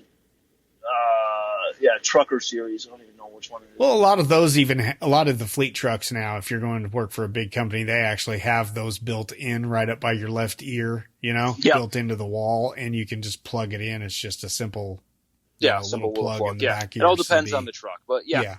But if it doesn't have it, it will help to make it louder. So what challenges do you remember that took a while to get used to as you're, in your truck? I mean, like for instance, your social life totally changes, Oh, yeah. Your sleep patterns, your driving long hours, things like that. Anything in particular stick out to you? Well, the first thing that sticks out to me, I mean, like I said before, I'm single. I don't have any family at home. I'm not married or kids or anything like that. So I don't have real much there, but I do have a dog and 2 cats that's taken care of by a friend of mine. Okay. So there's that social life. I am, actively out there. So there's that as well, trying to maybe find somebody. Mm-hmm. But, as far as, being out here and like what kind of energy you're going to have for that kind of stuff, you're not. Especially within the first, I would say probably 2 to 3 months.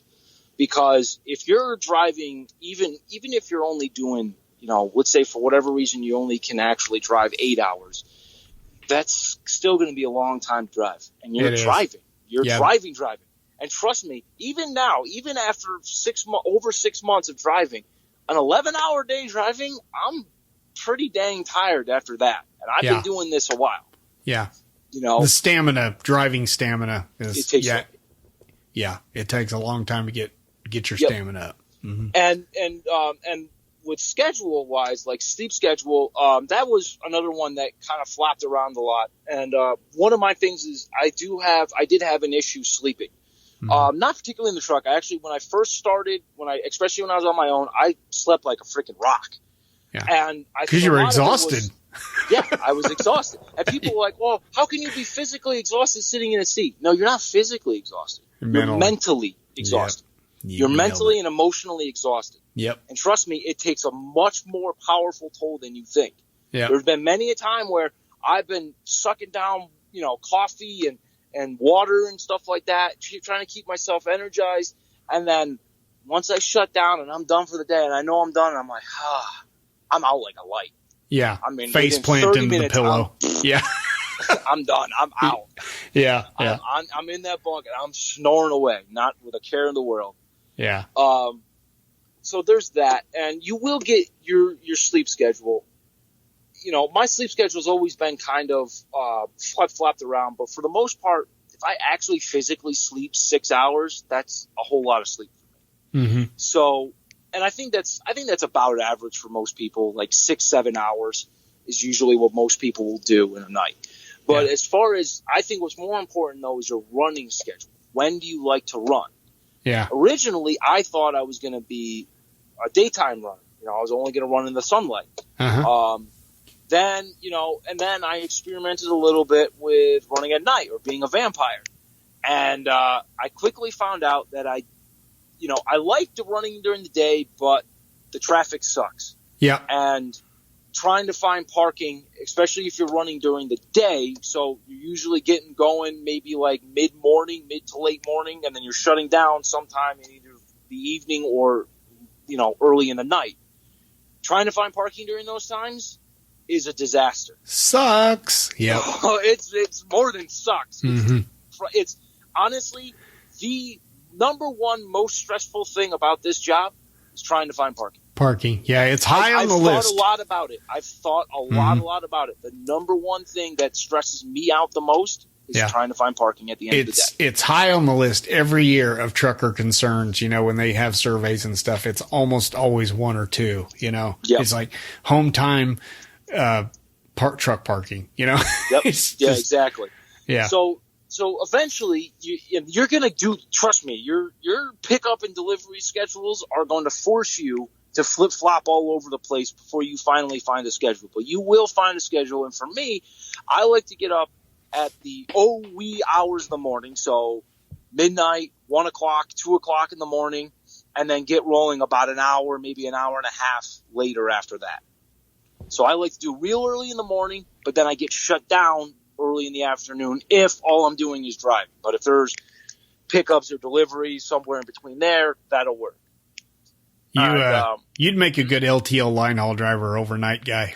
We start at, anywhere from 8 to 10 o'clock at night usually, and we're done, by, 10, 11 in the morning.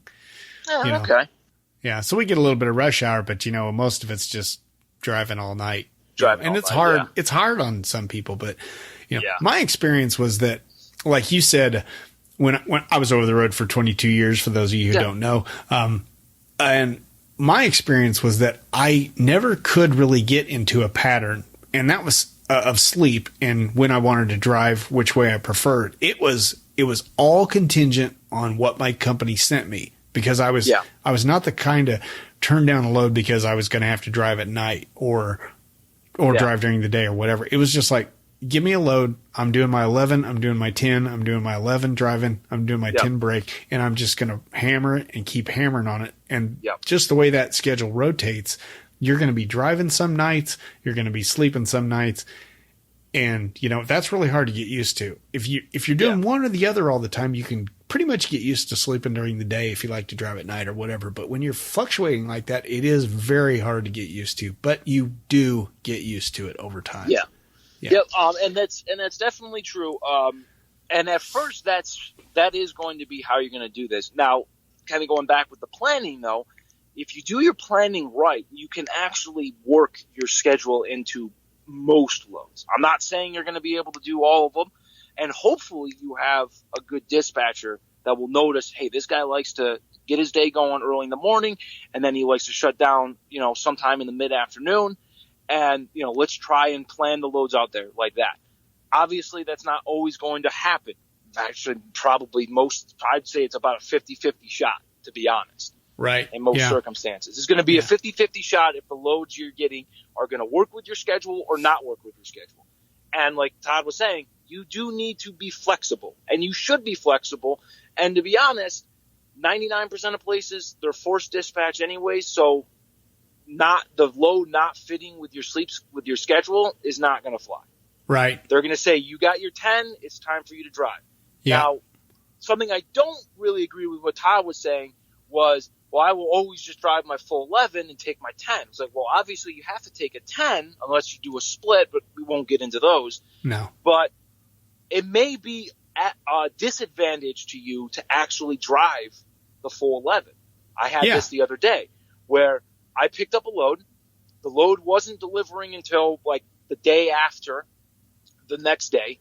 So like a day, so I'd have like a day and a quarter, but it was delivering at 6 o'clock in the morning. But I picked the load up and finally got out of there at 3 o'clock in the afternoon. It would be dumb for me to drive my entire 11, and then because now my brake is going to interfere with my ability to get to my stop. Right. Yeah, So, you do have to plan around that. You're right. But I'm just saying it all, if all said and done, if I can do 11:10, you're going to make more money than if you're sitting around waiting on your particular time that you want to drive. Yeah, you see what I mean? You can cram more hours in that week. Yeah, absolutely. And that's what any driver should be aiming for anyways. It's like, well, I want to maximize my ability to drive. But Todd, you did hit it on the nail on the head though.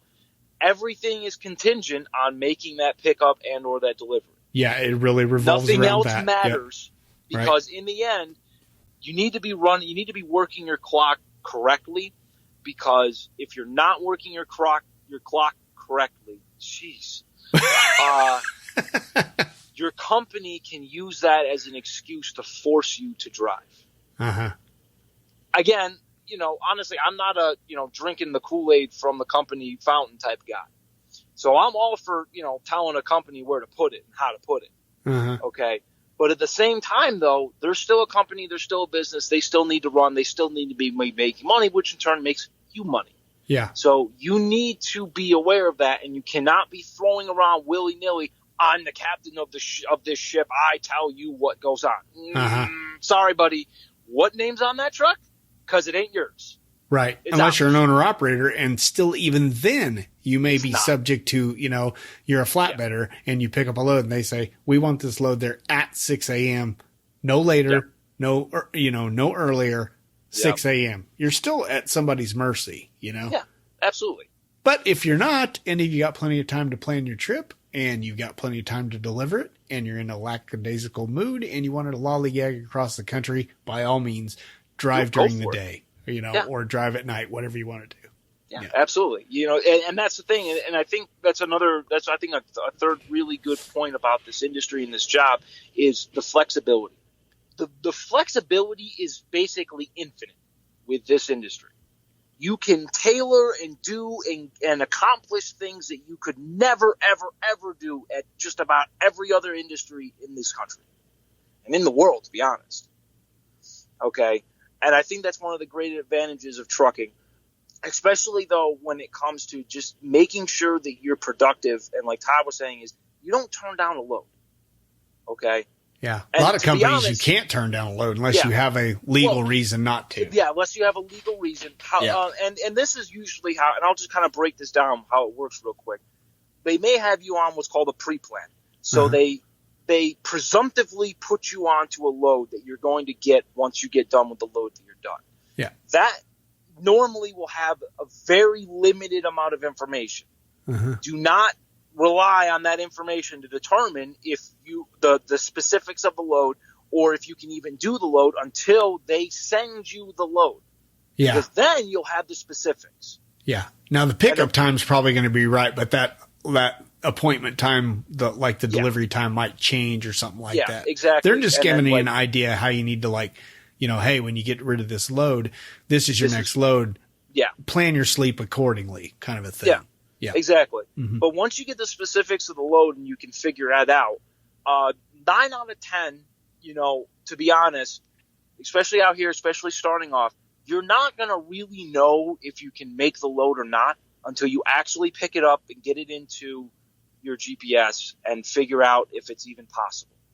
Because the time of day, where you are, traffic, weather, construction, all of those things are going to play into whether or not you can make the load. Now, hopefully your company is a good company, or your dispatcher or load planners are good, and they've worked in extra time, or there's wiggle room for this. Yeah. So the trigger word, and I'm using that trigger. The triggered word is, this is a hot load. Thankfully, I've never had someone say that to me yet, but I'm waiting. You will. Yeah, you will. I know. It'll happen, but it's like, this is a hot load. That's great, because if it can't happen legally, it ain't happening. Yeah. And that's the kind of mindset that you need to have as well. If you can't legally deliver a load on the hours of service that you have, you can't legally deliver the load. Plain and simple. Well, I'm gonna counter you a little bit on this, accepting a load. You said sometimes you don't know if you can deliver it until you accept it. I am a firm believer of do not accept it until you know you can deliver it.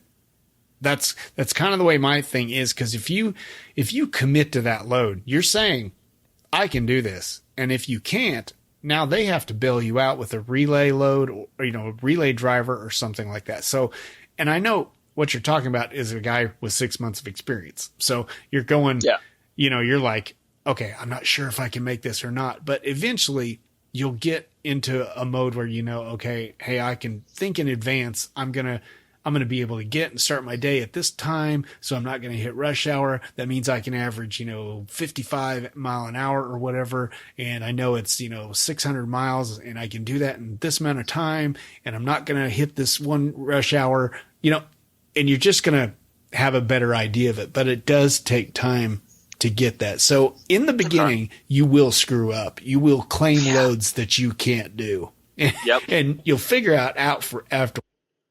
Yeah. And, and I'll give an example of actually that happening. So I picked up a load. I think I was in Texas, and the load had to go to Arizona. It was a nice 900-mile load, and I was really excited to get it. So I grabbed the load, take it down the road, parked for the night because I was out of hours, because now I had run onto my 70, which means now I've run out of my 70, so now I'm on to my recaps.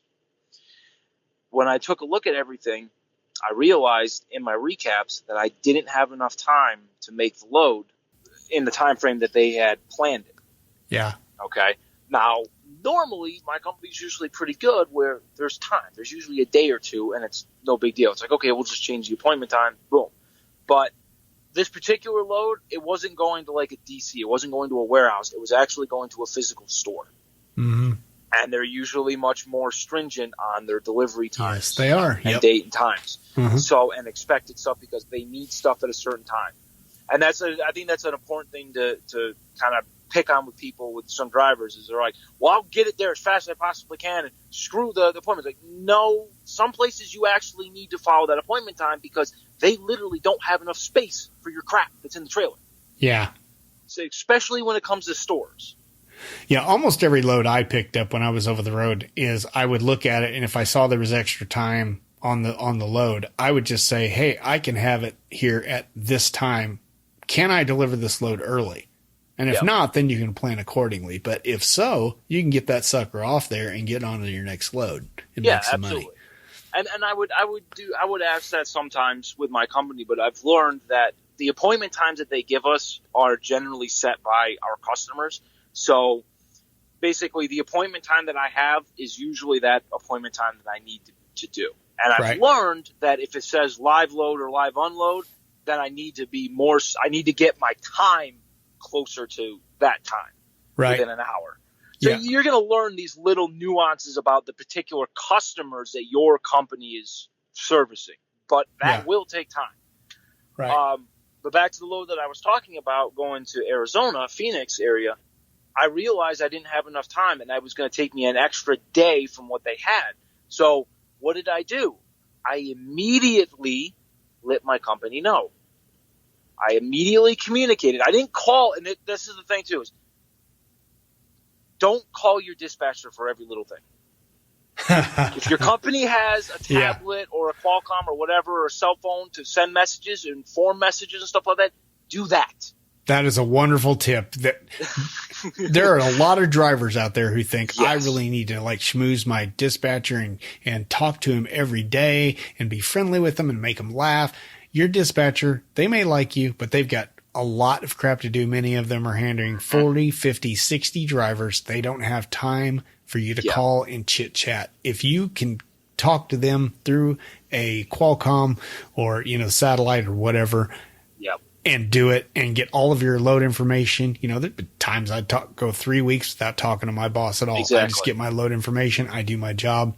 Yeah. They're happy. They love that. I think I talk to my boss more when I'm coming off of home time than I do any other time that I'm out here. Uh-huh. And the only time that I will do that is because the only time I'll actually call them, thankfully I haven't had any emergencies, so I don't need to do that, but it's usually I'll give them a call when I'm having a problem with a customer. So I get there to pick up a load, the load's not there, or they can't find the load, or there's a problem with the load. But because that's worthy of a call, Exactly, because like that's a hey, we're supposed to be here at this date and this time, but this stuff's not ready. That's hey, there's something wrong here. Situation. Yeah. Whereas if it's just a delay or it's going to take them 3 hours to get you loaded, I hate to say it, but that's average. That's par for the course, and you're going to learn that out here. Yeah. So, but what ended up happening was, I communicated that, and my boss actually eventually called me, and he was like, "Are you refusing this load?" I'm like, "Listen, I'm not refusing anything. I'm telling you, I can do the load, but it's going to take me an extra day because now I'm running on recaps." And his exact words were, "Wait, you're running on recaps?" Right. Yeah. So what happened was the load planners never looked at the fact that I'm running on recaps. Yeah, they have that information. Whether they look at it is a different story. Exactly. And I learned that. And because I remember I asked him, I was like, "What do you mean you don't know I'm running on recaps?" And he was like, "Well, I had no idea." Come on. This is why I always pushed for a 34-hour, get the 70 restart if I could, because it's I hate running off recaps. And for those of you new to the industry, or just getting into it, this is, where you've used up all your hours through the week. And now you're just now getting maybe you worked 6 hours 8 days ago and you're getting those only 6 hours back that day. You're not having a full 11 hours to drive. And, it can go from 2 to 3 hours you have to drive one day and then you're done. But you can't go back to sleep. So what are you doing? I just don't like running like that. Some people love it. I hate it. I always went for the 70 if I could. Yep. I'm with you, Todd. I don't like running on recaps either. And you can do something with 34 hours. If you're the type to want to explore, you can do something with that. But you can't when you're running on recaps. It sucks. Yep. I would prefer to run, if I need to do a recap to finish up a load, or you have a load that, really needs to get going and I have good recap hours to do it, then that's fine. But send me a message or call me. Otherwise, let me get my 34 in, let me explore, get out of the truck a little bit, and then I'll come back fresh, ready to go, and I'm gonna blast off and get those really good productive miles. But that's me. That's not my company. This is how they have me running. And that's something you're going to need to prepare, is that, again, hopefully you have a dispatcher that will learn these things and will see these things, and they will try to keep with your usual schedule that you like to run. Or, they'll try and get you onto a recap. But here's and I think you'll definitely agree with this. if you're just getting burned out on here, then you need to call your boss, say, hey, when this load's done, can I please get a reset? I need some time. Yeah. That's it. And any company worth half a darn. Yeah. I'll definitely use some different colorful language there, but half a darn. Yeah. Half a darn. Yeah, they will say absolutely no problem. Now, don't call them in the middle of a load or when you just picked up a load. Right. Saying, yes. I want to Very reset important. now. But you can call, if I got a load tomorrow and I'm starting to get burned out and I tell them, hey, I need a reset. And then my exact words are going to be, hey, I'm going to get this load done. When I'm done with this load, can I please get a reset in? Yeah. I need a little time. I'm dying here. Yeah. And I'm going to put a link in the show notes. I did a podcast a while back called 4 Ways to Be a More Efficient Trucker. And there's some really good tips. It's a great in there. episode. I can't remember what episode number it was, but it'll be in the show notes. It was, I think even before, I think it was in the 30s or maybe even before the 30s. Well, I probably have done multiples of these, but the one I'm thinking of is, I don't know, probably around the 140s, something like that. 140s, maybe. something like that. Yeah. But anyway, we're talking about being efficient and stuff. I wanted to address one other thing with you. Like a lot of people, when they come into the industry, they've come from a job where they're, say, getting a standard 40 hours at a standard rate. And, they know what their paychecks are going to be. And they can even kind of figure it up if they've got a little overtime that week or whatever. But trucking is not like that. It's very unsteady. 1 week is great. 1 week's horrible, and it's just some weeks level out. How did you adjust to that as you came into the industry, the unsteady pay? Yeah, that's actually a great question. So previous jobs, I was either hourly, and then the last 2 or 3 jobs I had before I got into trucking, I was salary. So I was definitely used to working a standard amount of hours, getting a standard amount of pay. Yeah. Not like Todd was saying, you're not going to get that in trucking. Uh-huh. Now, your pay rate will be standard. It's going to be cent per mile for the most part. I don't even want to get into it. I'm just going to stick with how I'm being paid. Now let me stop you for 1 second though. There are, just to be clear, there are some trucking jobs that do offer like a guaranteed minimum pay or even a salary type of a trucking job. But most of your over-the-road jobs are paid per mile or paid per percentage of the load or something that adjusts according to how productive you are. You're getting paid for being more productive. Yep, go on. Yep. And that's what I was going to get into next was that pay is based on your productivity. Mm-hmm. Now, that's kind of where everything kind of falls back into everything that we were talking about before because all of these things need to be done and done in the right orders too in order to be productive. There are always going to be times where your productivity isn't going to be that great. Now, there's 100,000 different reasons why that could be. It could be problems with the truck. It could be, there's just no freight in your area. It could be, you had a hiccup with your company. There's a hiccup internally within your company, and they think you're just sitting there waiting for parts for your truck. That happened to me. There could be, miscommunications between shippers or receivers or the company. All of these different things can affect your productivity. But in the end, your paycheck is based on your productivity. Mm-hmm. That is hand in hand, yin and yang, dark and light side of trucking. Uh-huh. That's blessing and curse for sure. Yes, exactly. It can either be a blessing or a curse. Uh-huh. And what we mean by that is you can make extremely good pay, but you can at the flip of the coin make extremely bad pay for another week. Let me give an example of this too. Like I'll say you're out for you decide to stay out on the road for 3 weeks, okay? And you've come out and you come out on a Monday. Well, usually a pay period is like Sunday to Saturday, yeah. So you're already a couple days into the week already. So that paycheck of you coming out is going to be a little bit short. Then the next week you get a full week of running. You have a great check. Then the next week you're saying, hey, get me home by Thursday. Now you've got another check with just another few days on it. And that's why it really benefits you if you can stay out for long periods of time to really maximize your pay. But it sucks to have to do that to maximize your pay, So I actually put a bunch of thought into how to work this out and what the best way to work it. And I was pretty close in my research before I got into the industry and before I got out here. And now I've had to adjust things a little bit. When I originally started running, I was pushing to do 2 months out. It was great financially, but it was kind of hard on me emotionally and mentally. Yeah. Plus, it was also, more importantly, though, it was harder on my dog and cat sitter and my house sitter as well. So now I've scaled that back to a month. But a month actually is just about right. And like you were saying, Todd, what days you come in is very important. Yeah. So most places, you get 1 day of home time for a week out on the road. So that's 7 days. Yeah, pretty standard, yeah. Yeah, pretty standard.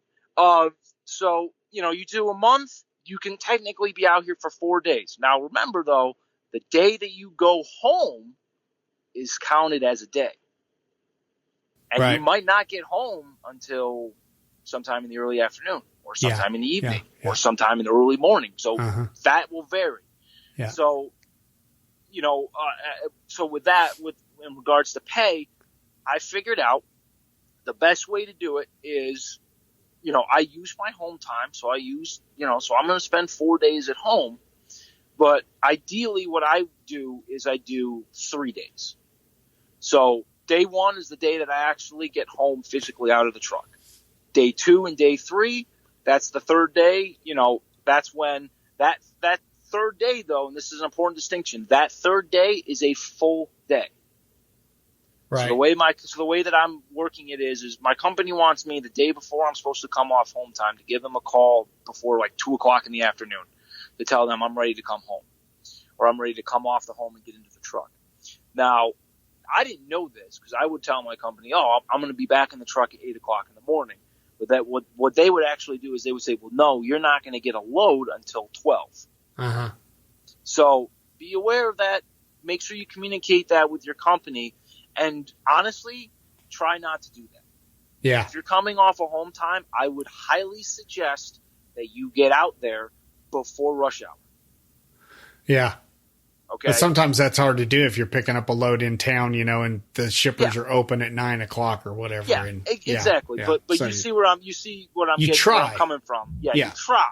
But, that's the best way to maximize it. And another thing I think important to remember is most companies, the pay period, what they physically actually pay you is usually, like we were saying, like a Sunday to a Saturday. Yeah. But what will happen is a company will actually extend what time it is that you can get paperwork in to get paid on a load on that check. So what I mean is, let's say you pick up a load on Friday, the load doesn't deliver until Monday. Okay.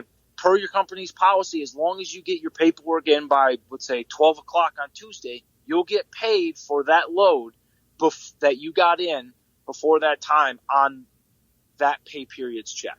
Yeah, and a lot of companies are different in this and their days and stuff like that. But yes, this is an example. Yes. Yep, and that can be a great way to kind of soften that blow too, if they do that. So if if you're coming off a home time and you're coming off in let's say like a Monday or a Tuesday, you can, if you can run hard enough, you can get a full week. Yeah. Well, you can also manipulate that. Say you've had an awesome week and your next week is going to be a little short because you're going to go home at the end of the week. Well, you can hold getting that paperwork in until after that Tuesday noon or whatever deadline. You can hold it on purpose. Yeah. To that way, it's like, okay, well, my check's pretty good this week. I'll hold that one for the next week. I'll make sure it gets in on next week's check, and it'll help, even things out a little bit too. So you can figure that out over time. And this is where, it's good to have like a mentor in your life. If you can get your trainer's number to run things by them, or have a social group that you're a part of. For instance, a Trucker Dump Slack group. There's lots of people with lots of experience in there that love to help. It's a friendly environment. Nobody's down on you. If you ask a question, we don't think it's a stupid question. We don't ridicule you. We answer your dang question, Exactly. Yeah. And I'm definitely with you, Todd, on that one. And I would highly, highly, highly suggest anyone who's thinking about getting into trucking to get onto a social platform like Trucker Dump. Yeah. Try to avoid Facebook. Facebook is the land of trolls. Yeah. But again, to get onto a trucker. Yeah, your Facebook page, but that's a social media link, right? To get people to come to Trucker Dump. It's better than most Facebook because we have good people there. But exactly, Facebook is still Facebook. So whereas. Exactly. And I'm not trying to just promote Slack specifically, but it is a closed environment. You need an invitation to get into the group. All you need to do is just send me an email to truckerdump@gmail.com and say, hey, I want to invite to the Trucker Dump Slack group, and you'll get in. You don't have to be a trucker or anything like that. And that is, like I said, it's a very tight-knit group. We chat a lot, just have a lot of fun in there. We're respectful of women, especially, and make sure everybody's cool with everything. We don't want anybody offended. There's no political talk in there, anything like that. We just want to be a cool trucking place that we can help everybody, help everybody get through it. And we love newbies over there. So yeah, absolutely. Yeah, okay. They absolutely do. And it's a fantastic resource for this information and for these questions. Yeah. Lots of experience in there. Yeah. Okay. First 6 months of trucking. What would you say was the roughest part of that first 6 months, except for now I'm going to caveat here, not the first week. You've already gone there. Don't say the first week. Okay. All right. First week out. Yeah. The hardest part of this 6 months for me was, and this is actually going to be a yin and yang moment. Okay. Good, because my next question was, what's the easiest part? So there you go. So the hardest part of, one of the hardest moments in this 6 months was when there was communication snafu with my company, and they thought, for whatever reason, after I had dropped off a load at a drop yard, that I was down for repairs or something like that. And I sat for 15 hours. Okay. I was very aggravated. I was stressed out, and I just wanted to get on the road.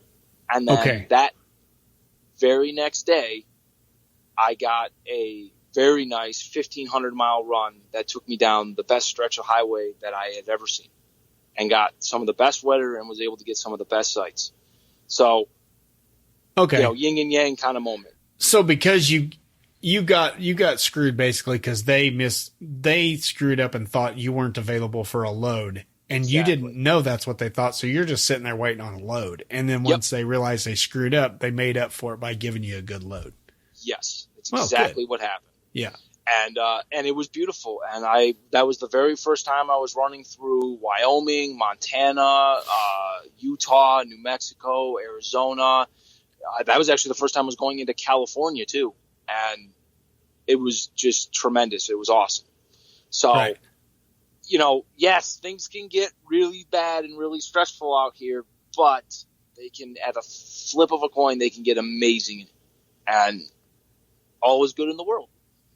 Yeah. Okay. So what is your, what's the, in a broader sense, what is your, least favorite thing about trucking right now?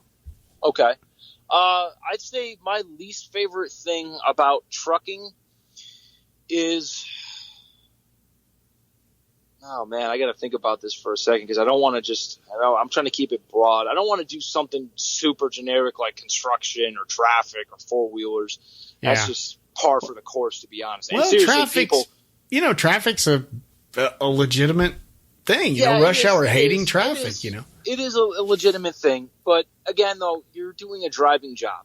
Your job is to drive. So you're going to be dealing with traffic. And I don't think that's fair. So I want to try to keep it more towards more lean towards the trucking industry and one of the problems there. I think, honestly, the probably one of the hardest things is honestly the hours of service.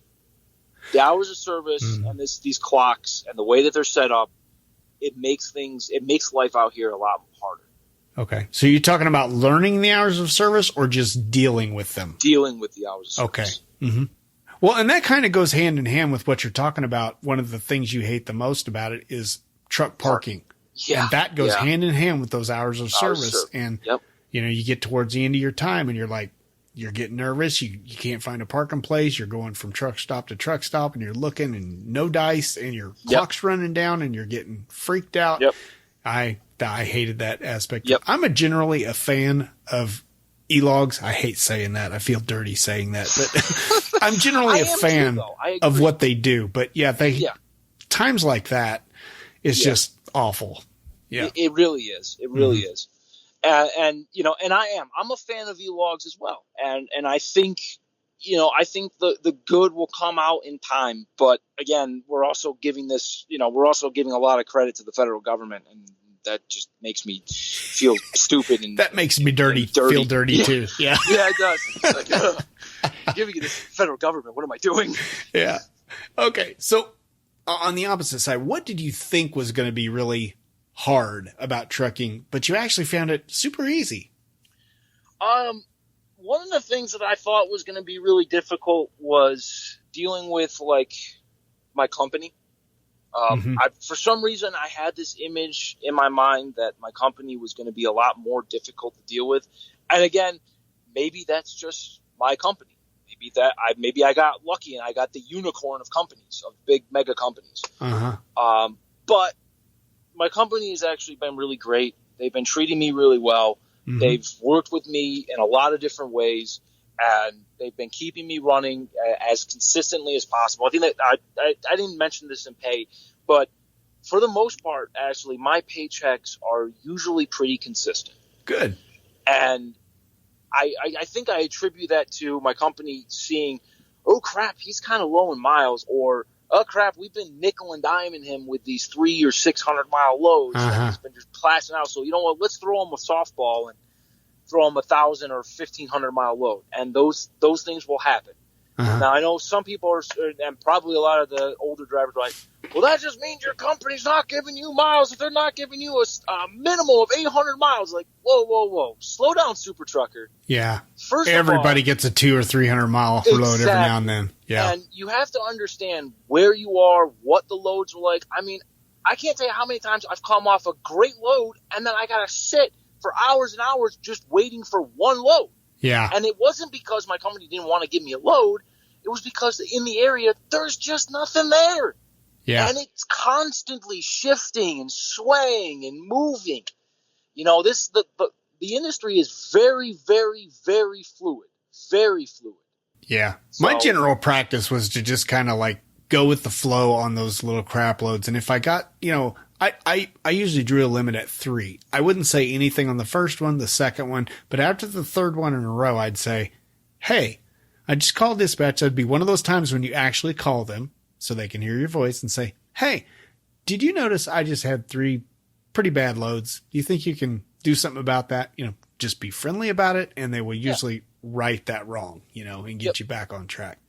That's a really great piece of advice. I think I'll actually do that, because for a while, I was kind of with you with loads. I've been taking anything and everything they sent me.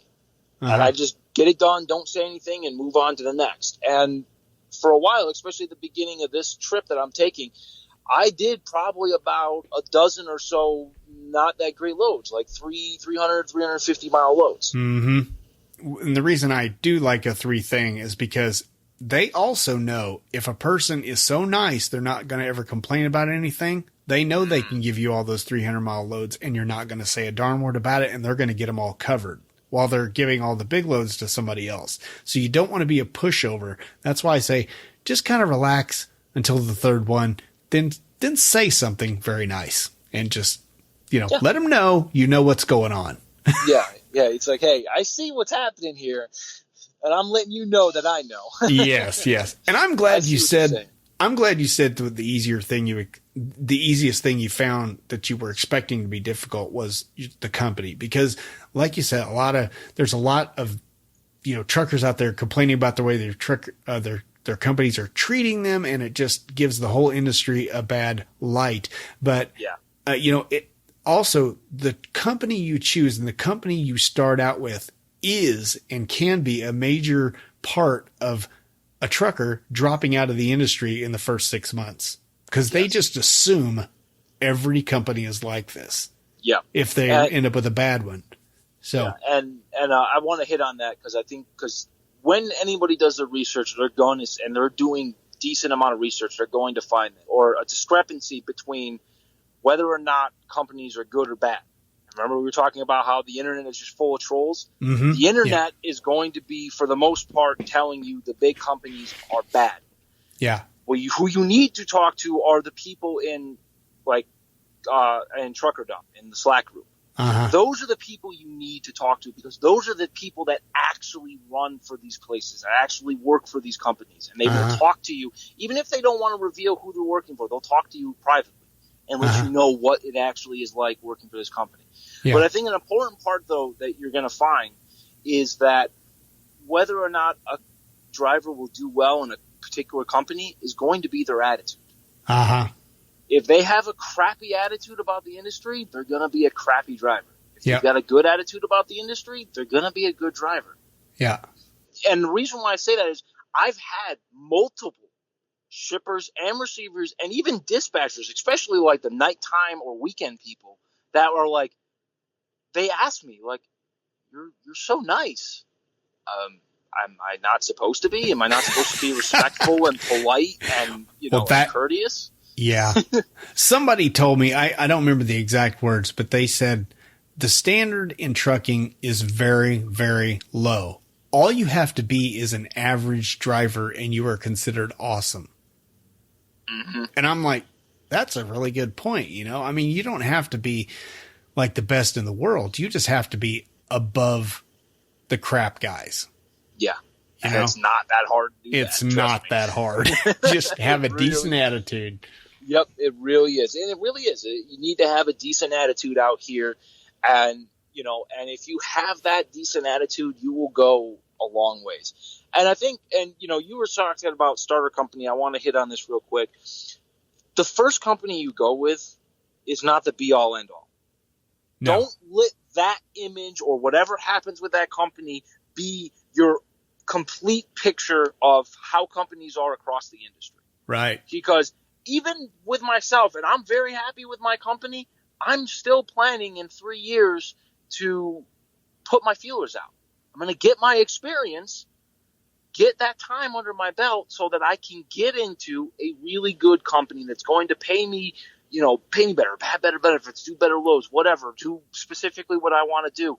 But I know that this company isn't the be-all, end-all company. However, I'm going to build that bridge a lot stronger and a lot better than if I only stayed with this company for a year and then took off. Yeah, I think I just had a couple of episodes on job hopping and also, job complacency and just being happy where you're at and not keeping your options open. I'll put links to both those in the show notes also. But I see what you're going with the 3 years. And of course, it's your life. You can do what you want. I just don't think you need to stay that long. You can start looking after a year. If you have a year of experience in this industry with one company, they look at you like you're a superstar. It's 1 year, but compared to these guys, or women who are hopping around every 3 months, you're a superstar to them. So I'm not saying jump at a year. I'm just saying keep your options open. Yeah. Yeah. I hear what you're saying. And look, because some jobs are harder to get than others. And they only have positions every once in a while. Believe it or not, there are companies like that. Like LTL companies are like that a lot. They're in a higher demand because they pay more and everything. And you might be waiting for that opportunity. And if you're waiting for 3 years, you just missed 2 years of on and off opportunities, to go somewhere else. Yep. You see what I mean? So just. Yep, I see exactly what you mean. Yeah. So job hopping, I don't think is as bad as people say it is, as long as you're not doing Yeah. it every 3 months. That's Yeah. kind of the whole point of that episode I was talking about. But anyway, if you're interested in everything I got to say about that, just go check out the link in the show notes to that. I think I will check out that episode again, actually. Yeah. Maybe reconsider. Right. Yeah. Okay. Let me ask you a question. How, this is just going to involve deep self-reflection, okay? Okay. As a trucker, on a scale of 1 to 10, 1 being a total noob and 10 being a know-it-all super trucker, Oh, how would you rate yourself after your first 6 months? after my first 6 months.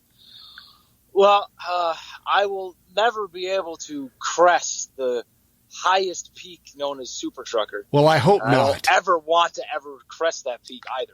Just putting it out there. Nobody likes a super trucker. Well, so I think being a super trucker is more about bravado and just I need to make the world aware of my big swinging things between my legs than it is actual experience and knowledge. Yeah. I wouldn't say I'm a noob either. I mean, I've definitely seen some things and experienced some things and gotten through things, but with me only being in this industry for 6 months, and I know that I'm going to continue to learn and always be learning, I'll never say myself I'm more than a 4. If anything, I'd say I'm a 2 right now. But Okay. I don't think I would ever be any more than a 4 because of the simple fact that you are constantly learning, you are constantly experiencing new things, and you are constantly coming up with new and better and different ways of doing this job. Okay. Can I weigh in on this? Sure. Okay. Here's my thought on this. I think in general, people tend to underestimate themselves as to what they're capable of and what their abilities are. Now, I understand you probably don't go without, you probably don't shift without missing gears every now and then or grinding gears. Guess what? I still do that too. Yep. 24 Everybody years. does. You know, Isn't it great when you stall it? oh yeah, I love that. That's really great when you got 24 years of experience and you look like, you just came out of driving school. Yep. But I'm going to say you're higher than a 4. Okay. And again, I know I asked your opinion of yourself, but just from an outsider, I don't know how you drive a truck. I don't know if you have any lane control whatsoever, but just on your attitude alone, with the patience and with the friendliness and the positive attitude you're bringing into this, I think it puts you above a 5 automatically. Because what we're talking about, like the average, is low. Yeah, so, that is true. So just don't, just don't think yourself as always a 4. You're going to get up to that point, like I've said before, there's times when my backing skills, I'm like, I'm a pretty good backer, but I'll look at a place and go, I'm never going to hit that spot. But then I always hit it.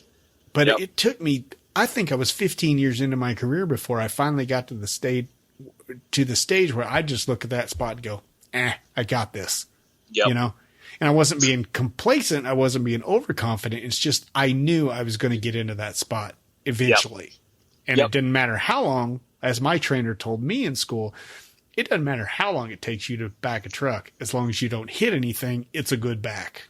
Yep, and exactly. I've kept that advice ever since he told me that. So. Yep. And you know what? You're absolutely right, because I was at a Walmart, DC just the other day, and it was a backing maneuver that I've done 100 times. We do a lot of Walmart stuff, and you're in there, and it's like, and here it is. Like, okay, I got to do a 90 into this spot. Easy peasy, no problem. I could not get this stupid maneuver. I tried it 4 times. Yeah. 4.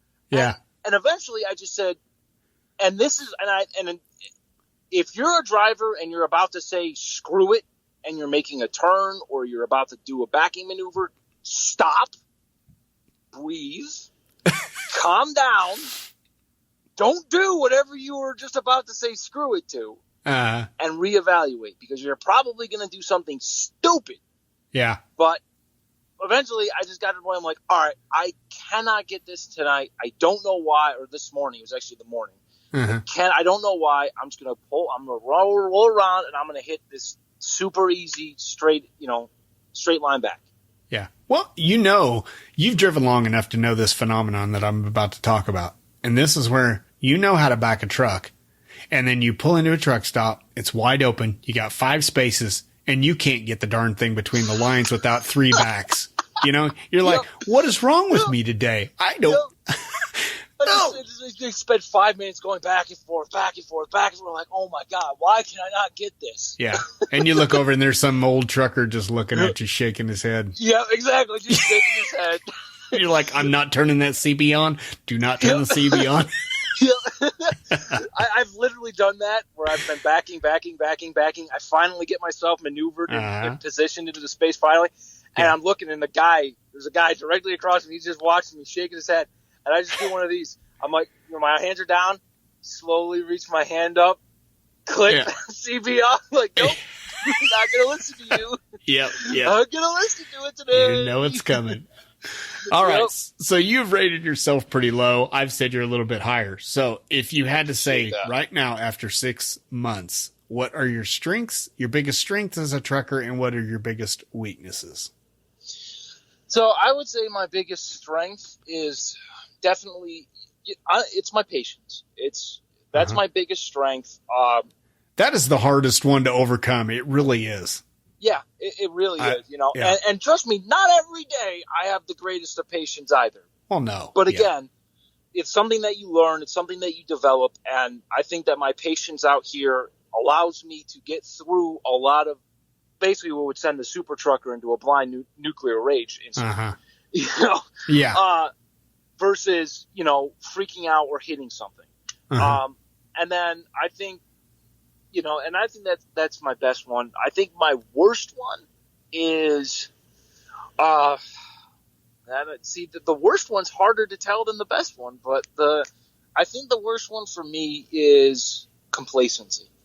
I've noticed a few times that I've been complacent in things, and I needed to snap myself out of it. Mm-hmm. Yeah. And a lot of it is, kind of going down the road, trying to see the sights. Sometimes it's being too familiar with a particular place that I'm at or a particular situation I'm getting into, like in a truck stop. Yeah. And then, you're trying to do a backing maneuver, but you're too familiar with it because you've done it 8 billion times. And then all of a sudden, out of nowhere, you notice, oh, crap, I'm about to clip that truck, and you slam on your brakes. Yeah. 2 episodes on complacency, so I totally feel your pain there. Yeah. Yep. And, and it doesn't, and again, it doesn't matter who you are, how many years you've been doing this, what kind of rig you're in. Every single person has that. Yeah. Every single driver out here will go through that at some point. Yeah. And they will, and it'll like I'm sure you explained it. It's like a wave. The complacency goes up and then it goes back down, and it goes back up and then it goes back down. The sad thing is it usually goes up after you've had an accident or an incident, and then you're like back on full red alert again. Yep, exactly. Yeah. And thankfully, knock on wood, I haven't had any accidents. I'm not trying to get any accidents, and that's and that's one of the biggest things that's in the back of my head too is don't hit nothing. Mm-hmm. Yeah, don't hit nothing. Don't hit nothing. That's great. That's great advice. It's very simple too. Very simple. Don't hit nothing. Well, yeah, it's simple to say, hard to do. Exactly. Yeah, much harder to do. Yes, but it is definitely true. Okay, so what would you think is the best thing you like about trucking so far? What has been your experience that you like the best about it, and the worst? I think the best is the freedom. And that's a very, very general term that encompasses adventure, encompasses exploring, it encompasses doing basically whatever I want to do. Boss not breathing down your neck. Yeah. Exactly. Mm-hmm. Yeah. Like I was saying before at the beginning, I was in customer service before this. There was always bosses, not bosses, multiples, breathing down my neck, reports and customers and other employees I got to deal with. You have none of that. You're here by yourself. At most, you will have to interact with physical human beings a maximum of 2 hours in a day. If I had to add up all the time that I actually physically am interacting with another human being, it is 2 hours in a day. Yeah. And on top of that, though, you are getting out here and traveling and going places that you probably would have never been able to do in your life before this. And here's another thing. Even if you were, for whatever reasons or circumstances, able to travel a lot as a kid or a young adult or whatever before you were able to get into trucking, you will never be in the places that you will go in a truck. Yeah. Because there are places that that only a truck can go. Yeah. And there are places that you will see that you will never be able to see from a truck's view. Right. And that without a truck's view. So. Yeah, and I'll also like to say, that there is the opposite of that too, where there is places you'd like to see in your truck, but you just can't get there. Exactly. Yeah. No, there absolutely is. Yeah. And so there's trades off. Mm-hmm. But that would definitely be for me the best part of trucking in general. The worst part of trucking is just is the stress, and whether that's stress from your company, stress from other drivers, stress from the road in general, stress from construction or traffic or driving through a city, or dealing with shippers and receivers, And my best advice to anybody with how to deal with that, and you need to learn how to deal with that. It's not a question of if, it's not a question of when, it's a question of now. Yeah. Okay? It is now. It is not a question of nothing. It is a question of now. Is you need to figure out how you're going to deal with it. Me personally, the way I deal with it is I talk to myself, I yell, I scream, I make hand gestures, I get it out verbally. And I'm good. Yeah. Like I've stopped my music or whatever I'm listening to on the radio, put the truck as silent as it can be.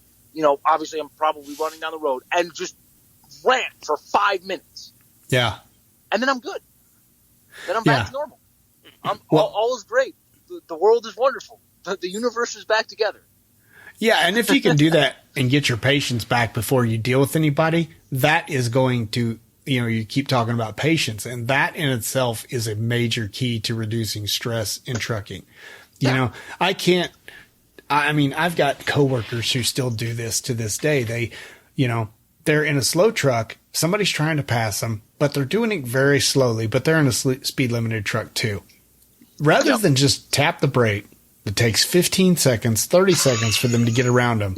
They will stay in the hammer, make that guy stay out there. Now they're honking at each other. They're flipping each other off. Yep. And then now this guy is pissed off. That guy's pissed off. Your day's ruined. All for what? 30 seconds of your time. Yep. 30 seconds. 30 seconds. Yep. Chill I out. with that tap the brake. Every single day. Back off. And then, that guy goes on. You haven't ruined his day. He hasn't ruined your day. Be the bigger 100%. Man or woman. 100%. 1,000%. I can't tell you how many times a stressful situation or a crappy situation could have been resolved immediately by someone just backing out of it for 30 seconds. Yeah. And and don't get me wrong. I'm not saying I'm all high and mighty. I've done it too. It's one of those things where you're going down the road, you're looking in your mirrors, you're watching mirrors like you're supposed to. You see a truck coming up, and then the next thing you know, when you check, he's already on you or right next to you. And, you've looked. I'm sure you've noticed this, Todd. Sure. You'll know. You've subconsciously checked that mirror probably 15 times in that time that you finally realize that this driver is right next to you now, passing you. Mm-hmm. But he's in a speed-limited truck. You're in a speed-limited truck. And you should back down a little bit to let him by. Yeah. Now, if anybody disagrees with what we're saying here right now, just go to Trucker Dump 66. It's called Truckers Go Turtle Racing. There's all the reasons why you should just back the heck off. It's not going to hurt you. It's not going to kill you.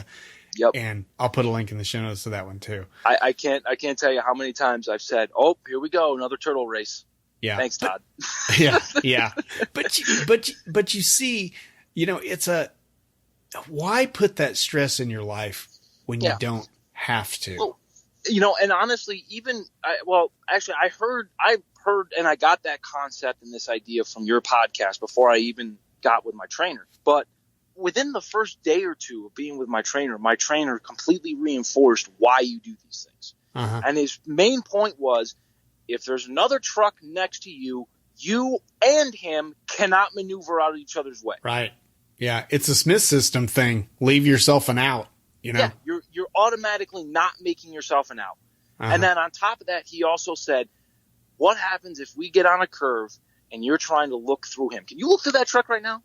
He's like, Right. Can you look through there? And I'm like, no. He goes, exactly. So how are you going to see the stopped car in your lane just beyond the curve? You're not. Yeah. But if you backed off, you'd have no problem. Yeah. See, more trainers should teach stuff like this, you know, because, you know, I think a lot of new truckers, I think you're way ahead of the curve on this, which again, puts you above the 5 mark for sure. But just knowing this and being conscious of it is a huge thing, because when you probably know this, when you're a new trucker, and I was like this for a long time, I had a race mentality. That guy's not getting around me. Yep. Even though I'm in a speed limited truck, that guy is not getting around. He's going to have to earn his spot in front of me. Yep. Oh, yeah. It makes no sense. It's stupid. It doesn't. It is stupid, especially in a speed governed truck. I've caught myself doing that too. But here's the thing, and this is something that I've developed, is I get into those attitudes, whether another trucker or a four-wheeler, you know, pissed me off, whatever, you know, did something to me, you know, whether they inadvertently did it or not. And that's the thing, especially with four-wheelers drivers, is 99% of the time, the four-wheeler didn't even know what they did. They had no clue what they did to you that was so dangerous or so stupid or pissed you off so bad. Yeah. So that's the number one thing that I keep in the back of my head. But then the other number two thing is, I'm in a speed limited truck. They're probably not. 99% of the time, it's an owner operator that's doing something like that. Uh-huh. Okay. And the thing that runs through my head is it worth it? Right. It's a simple term. Is it worth it? Yeah. And then that causes me to go, you know what? Just forget it. And I let it go. It never is worth it. And you know, if a truck has come from behind on you and you've seen him creeping up on you, yeah, that means he's faster than you. He's going to get around you eventually. Just, it depends on how hard you want to make it for the guy. Yeah. And it makes their day. I mean, it's happened to me where a guy just backs out of it. And I drive a really slow truck, but you know, if they back out of it, it just like, thank you, you know? Yep. And for Pete's sake, flash the lights at the guy and thank him when you go by. Yeah, I hate that too. I back out of it for some guy, and then they don't even bother to flash their lights for me. Yep. Moron. You know, but I'm not bitter. I was going back and forth with myself about doing that with drivers when you pass somebody or when they pass you. And I actually overheard a conversation in a truck stop between two different drivers. I have no idea who they were, but they were talking about that very subject. And one of the drivers goes, you know, I just flash everybody. And he's like, and you want to know why I flash everybody? Because A, that could make someone's day, and B, it could be the difference between an accident and a no accident. Uh-huh. So, you know what? I'm going to make their day. I'm going to flash them over. Whether they return the favor, it is what it is. I'm not going to lump everyone and all into that category of that POS that didn't accept or didn't say thank you for when I flashed them over, or you don't say thank you to somebody else, even if they don't flash. This goes back to the thing I've hammered away on this podcast time after time, is just use that old golden rule. Treat others like you'd want to be treated. And even if they don't do it back, it's going to make the world a better place and our trucking industry a better place. Yeah. Catch more flies with honey. Sure do. Okay. So, you've been in this for 6 months. How long do you think you're going to be a trucker? Any plans? Well, this is a career for me. Sticking 100%. with it. Yep, I'm sticking with it. I'm in it for the lifetime.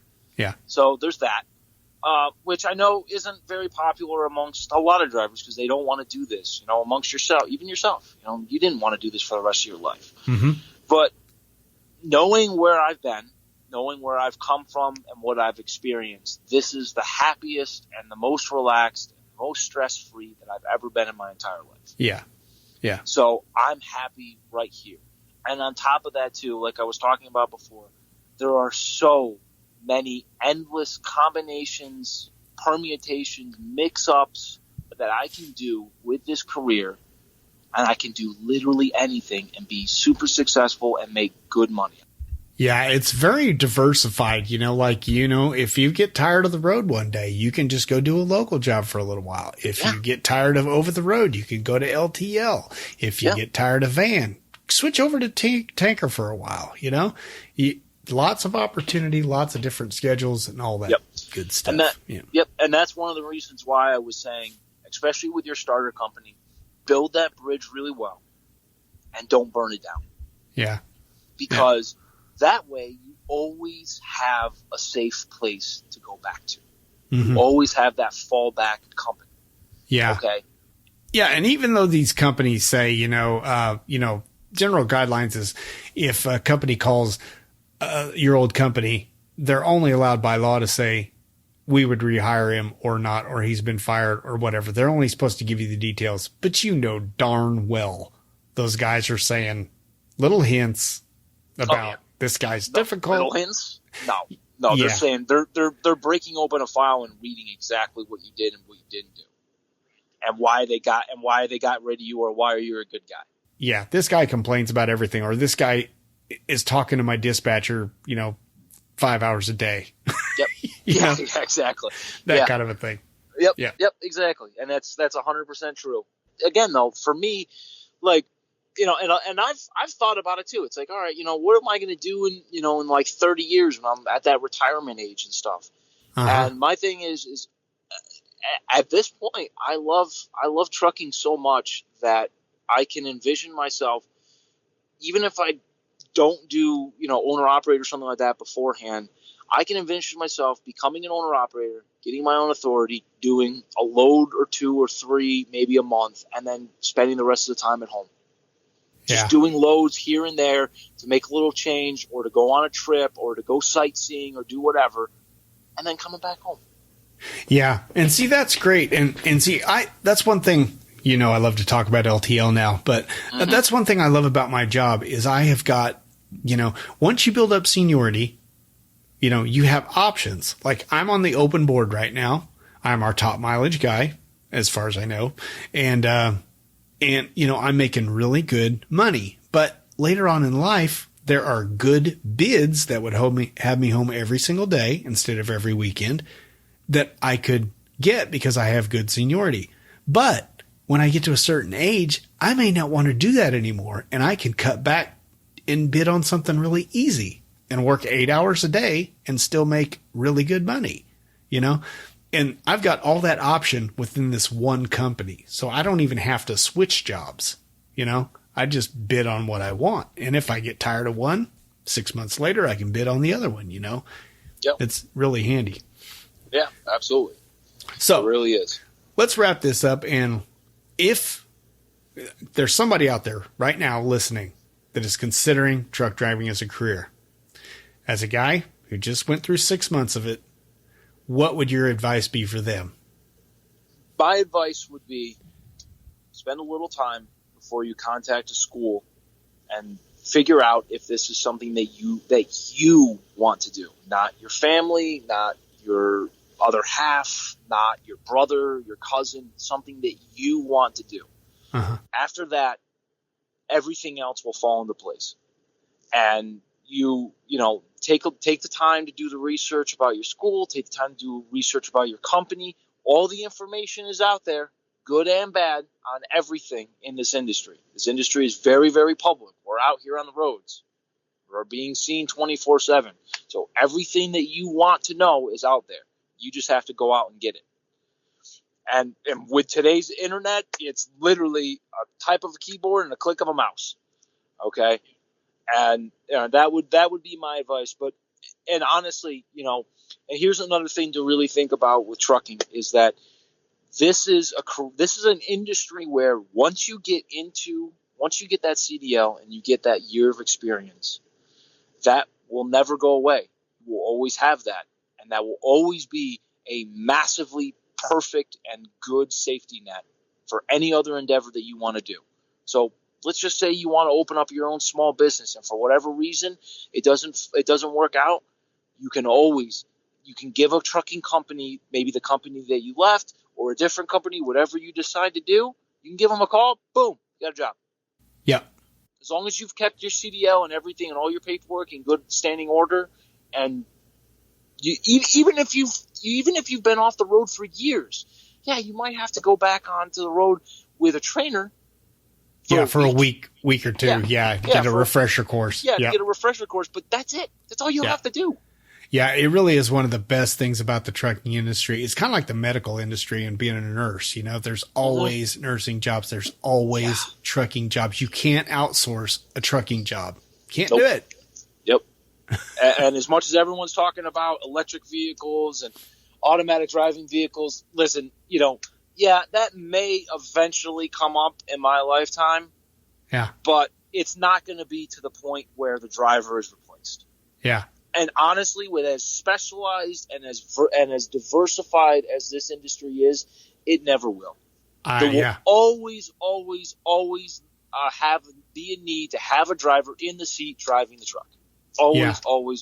Yeah, it might not be on the open road, all of the open road, and there might not be quite as many positions that are, over the road. That might be taken care of eventually with technology, but you're never going to be able to navigate some of these cities like that. Boston, New York City, Philadelphia. Try doing that delivery at that paper plant you were talking about, in an automated Taking truck. Out that telephone pole in a heartbeat. Yeah, it ain't going to work. Yeah. No. Now I'm going to add one little thing to what you said about you are spot on about making sure that the trucking industry is right for you before anything else. You have to figure that out if it's right for you and if it's something you want to do. But I'm also going to add a little extra step in there. Make sure your family is okay with it if you have a family, because you do not want to split up a marriage over a job. Yeah, a trucking job. Yeah, because you've got it so set in your mind that you want to be a trucker, and she's like, great, but now I got to raise 3 kids on my own without your help because you're gone all the time. Yeah. And it is a lifestyle you're choosing. If you're going to be over the road, you're choosing to be away from your family for a long time. And it's a rough decision. You need to make sure they are on board. But I know you've covered this in a few different podcasts, and I just wanted to hit on a few different points real quick. With that, is if you have a family and you want to get out here on the road, you don't have to do over the road. You don't even have to do regional. You could easily do a dedicated account. You don't have to do local. You might be able to eventually. You might have to spend a little bit of time. Again, we've talked about this for like the last 15 minutes about how flexible and how diverse this industry is. It's that diverse for that very reason, because truckers have families. Yeah. There's a reason why. Okay, now I know a lot. If anybody maybe picked this up, and I was going to say this, but the trucking industry only has a 19% divorce rate. How is that possible compared to all the rest of the United States? Why? Because these people are very firm and loyal and devoted to the industry, in my opinion. Now, it could also mean that number's deflated because there are not a lot of truckers with families. But there's a lot of single ones. Yeah, I think there's way more truckers with families than there are singles. Okay, I would agree with that. Yes, yeah. And in the end. Again, why would an entire industry have so much flexibility and diversity? Yeah. It's not because of the shippers and receivers. They could give a flying crap about that. Yeah. Okay. It's because the industry is catering to the drivers. Again, and I think that's another important thing with this industry is, as a driver, these companies are marketing to you. It's not the other way around the rest of the world where you're trying to market yourself to the companies. Right. The companies are marketing to you. Great because point. They need you way more than you need anything else. Mm-hmm. Because nothing moves for those carriers or those shippers or receivers without you. Yeah. And you made a good point about the diversity. And let's give you, for example, I've often said that in general, if you're home more, you're going to get paid less.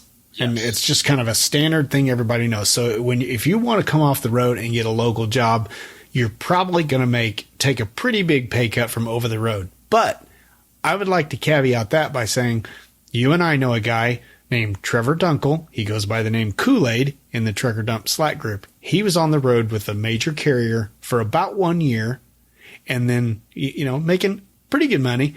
He got off the road, has a local job, home every day, and makes a lot more money. So it just depends on your situation, Yep, it really does. He's making in his second year of driving the truck, he's making more than what I was making after 22 years. Wow. That's a smart decision. That's looking into the right job. And he makes, I think I make a little bit more than him now. Sorry, Trevor. But, because, I've really kicked in with my line haul work and everything. But still, for what he's doing, he's home every single day, And so, like you said, the diversity is out there. Just because you want to drive a truck, you're going to have to be gone for 6-8 weeks, something like that. You can be home every night. And even if, look at it this way, you can work at McDonald's or you could drive a truck locally. Yeah. It's probably going to pay the same, but you're going to have a heck of a lot better time driving a truck than you are working at McDonald's. Yeah, absolutely. I totally agree. All right. Well, Zach, we have spent a lot of time here. My recording time shows 3 hours, so we may be breaking this up into 2 episodes. We will see about that. All right. Hey, but we did a really good talk. So we did. That was a lot of fun. I enjoyed having you on the show. If anybody would like to get a hold of you personally to, ask about your first 6 months and discuss anything more with you, do you have social media or contact info? Yes, I sure do. You can find me on the Slack group, Trucker Dump. You can also find me on the Trucker Dump Facebook page, which is Todd's Facebook page. Right. Or you can even contact me at my email, which is my first and last name at AOL.com. So that's Zachary Smacher at AOL.com. Or I'll spell it ZACHARY SMACHER at AOL.com. Hey, Zach. Either of those ways. Yes, sir. It's 2021, right? You don't have to have an AOL email. Listen. I created this when I got into college. Okay? We're working out fine. I don't want to hear about it. Dude, you're aging yourself. Stop. Just stop now while you're ahead. I still remember dial-up, all right? Oh, man. Yep. And then the impossible loading time for that picture. Oh, dear God. All right, Zach. Thank you for your time. I appreciate all the good information here, and I hope everybody enjoyed the episode. Thanks a lot, man. No problem. You have a great day, everybody. All right. Well, I really want to thank Zach Smacher for spending so much time helping us understand what the first 6 months of trucking is like. If you've got your own stories or, anything really super interesting happened to you, or maybe it was just really, really, really boring first 6 months, write in and let me know about it. truckerdump@gmail.com is the email. And of course, I always prefer audio comments. If you're up for that kind of a thing, just record it into the voice memo app on your phone. You'll have one somewhere on there. It's really super easy. Just turn your truck off first, please. Anyway, use that voice memo app, record a little 3-minute segment or something like that, and send it in to truckerdump@gmail.com. Or if you got to be a party pooper, I'll take good old fashioned text emails. Okay. Alrighty then. Well, we got one more segment to go, but before that, let's pay the bills. Pilot Flying J doesn't celebrate Driver Appreciation Week. They're like, nah, phooey on that. No, we're going all out with a Driver Appreciation Month. So, have you been cashing in on all the deals that Pilot Flying J is offering this month? For all the details on this, head over to pilotflyingj.com/driver-appreciation or just click the link in the show notes. It'll take you right to it. So, seriously, have you been cashing in on this? They've had all kinds of deals on food and gear and, of course, all the free drinks they've given out this month. Now, again, this is only good through the end of September. So in order to cash in on this, you just need to go and download the Pilot Flying J My Rewards Plus app. It's available on Android and iPhone for free. Just download it and you'll see all of the specials in there. When you see an offer you're interested in, you just save it right there in the app. And when you're ready to cash in on that, you just take it up to the register, they scan it, and you're done. Easy peasy. But that's not all Pilot Flying J is doing for Driver Appreciation Month. Have you taken part of the Thank a Trucker Challenge yet? Yeah. Okay, this is super easy and it's super cool. All you have to do is make a quick 30-second video thanking a trucker in your life and give them a quick blast of the horn. It's really that easy. Just post it on social media, put hashtag Thank a Trucker on it. For every time you post one of these videos, Pilot Flying J is going to donate $5 up to $25,000 total to Trucking Moves America Forward. Now, if that isn't easy enough to understand as is, there'll be a link in the show notes to some of the videos I've put out. Now, mine are a bit longer because I'm explaining this to people, but yours can just be super, super short. Please go out and do this. You've just got a little bit more time before the end of September. So to learn more about all the great deals Pilot Flying J is offering for Driver Appreciation Month and to learn about the Thank a Trucker Challenge, just go to pilotflyingj.com/driver-appreciation, or like I said, go to the link in the show notes, click it, you're there. So thanks to Pilot Flying J for sponsoring this episode of Trucker Dump and for making Driver Appreciation Month awesome for all of us drivers.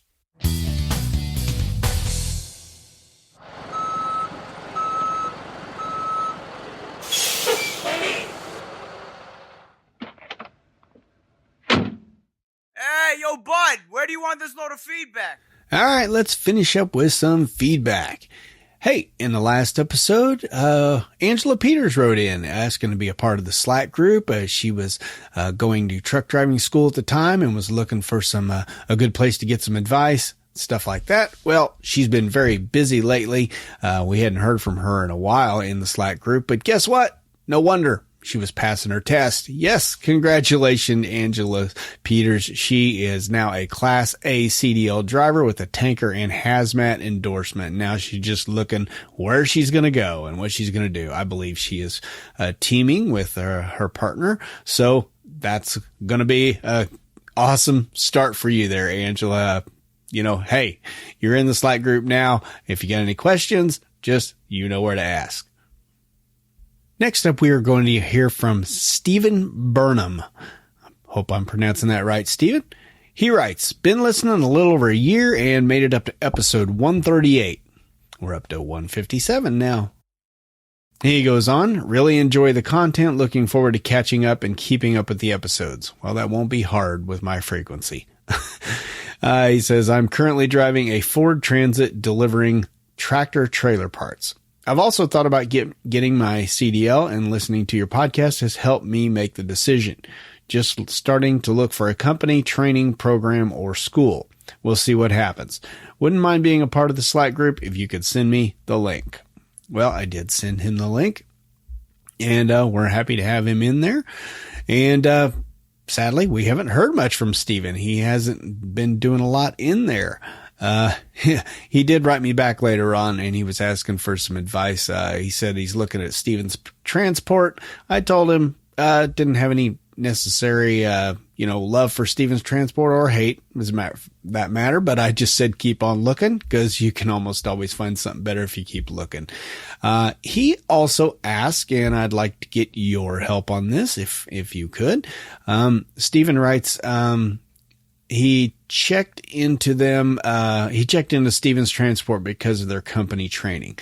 He says he's pretty sure their recruiters are commission based because they are relentless. Welcome to the world of recruiting, Steven. You will never feel unloved and unwanted as a trucker. Let's just put it that way. He goes on and says, definitely going to start looking at more schools soon. Any thoughts on Cisco, GFS, or U.S. food? Okay. Cisco, GFS, that's that golden food something, I think, and U.S. food, of course. Yeah. He says, seems like decent money with overtime. Well, I'd like to get your opinion on this because I've never worked for any of these companies. If any of you listening has had experience with them, please write in, let me know. I'll get you in touch with Steven here and you can help him out and make a good decision. But anyway, I'm so embarrassed. I am so horrible at email. Steven wrote me back and it took me a month to answer him. I didn't realize it for an entire month. How pathetic is that? Anyway, I wrote to him, and you tell me if I'm wrong about this.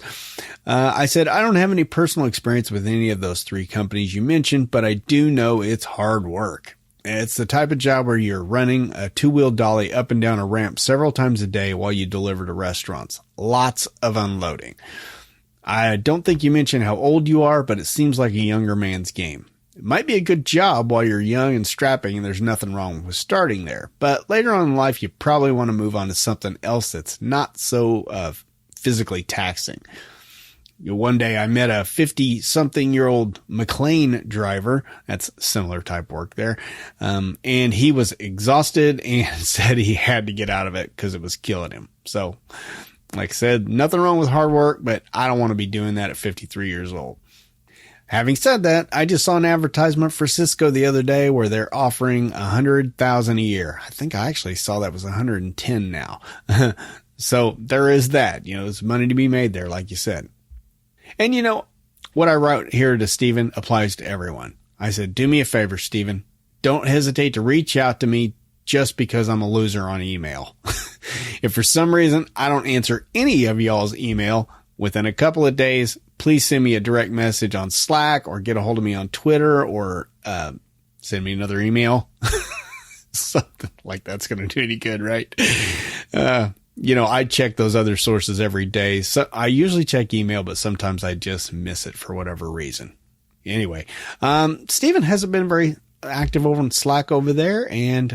But that's Steven, you're a member of that group now. So that's probably the quickest way to get in touch with me is just send me a direct message or, put an @ beside Todd McCann in Slack and I will see that definitely.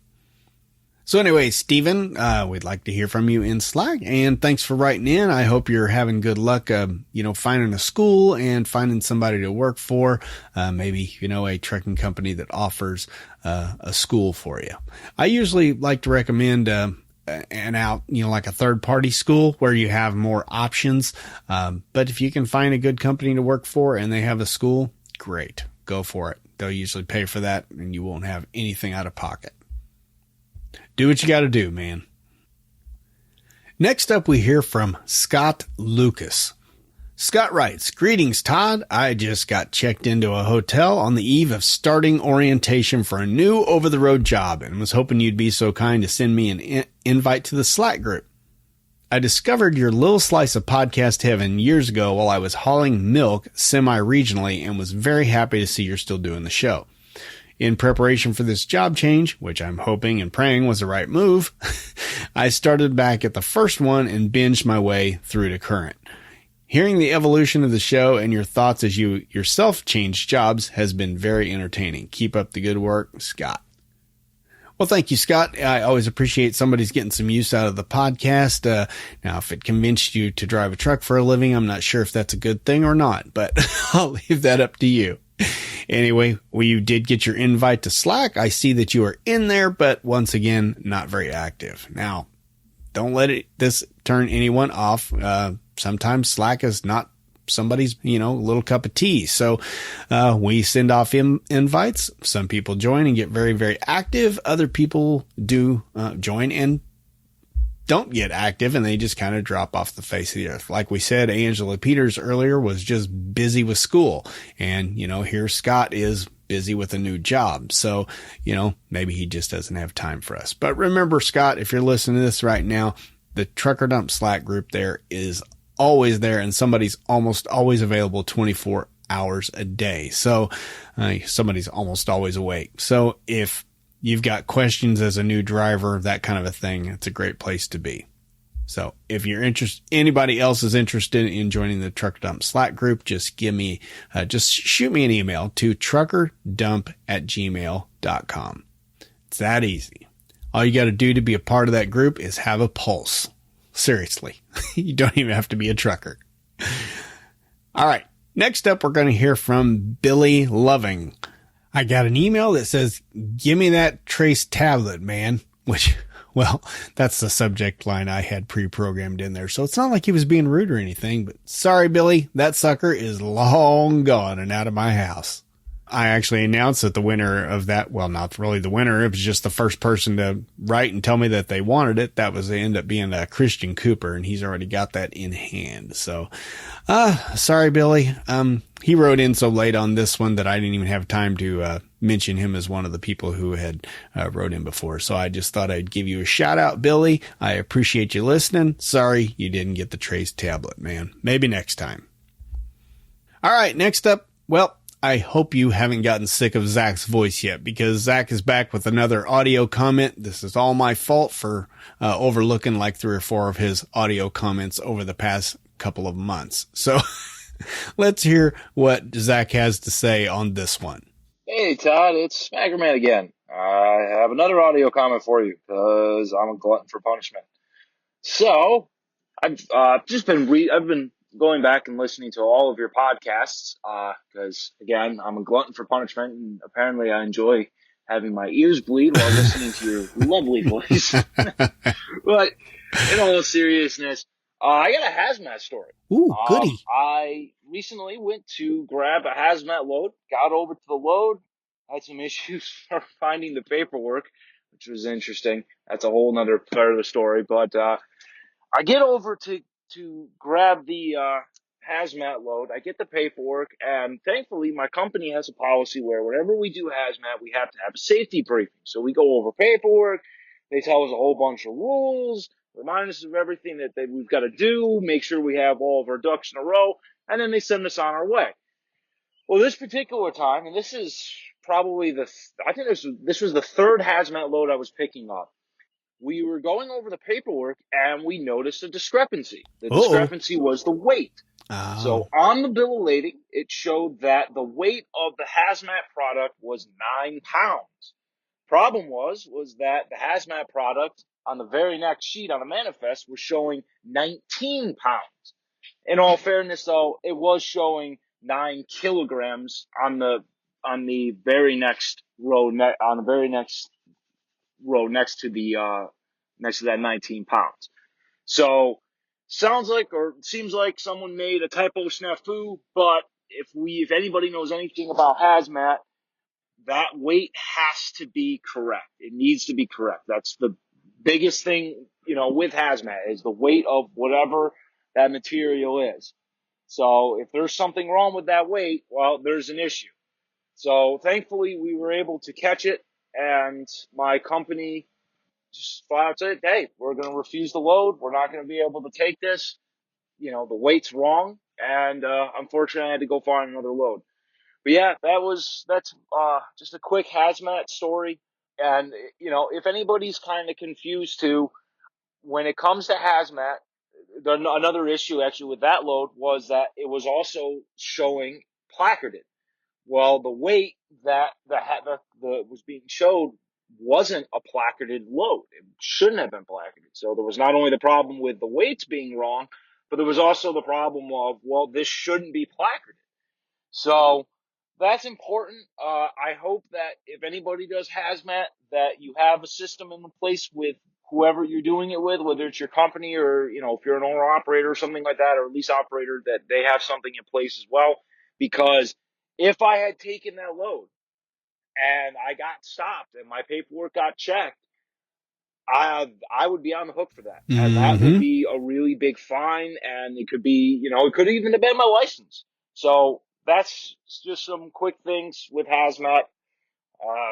I'm almost 4 minutes again, so I will sign off again and shoot you one more audio comment, because I enjoy listening to my voice apparently more than you enjoy listening to your own voice. Goodbye. Goodbye, Smacker Man. Again. This hazmat, I remember back when I was over the road like that, we had a very similar setup. The company you work for and the company I work for are very similar. And, just like you said, every time we had a hazmat load, they had us call in. We got a little briefing, make sure everything was fine and dandy.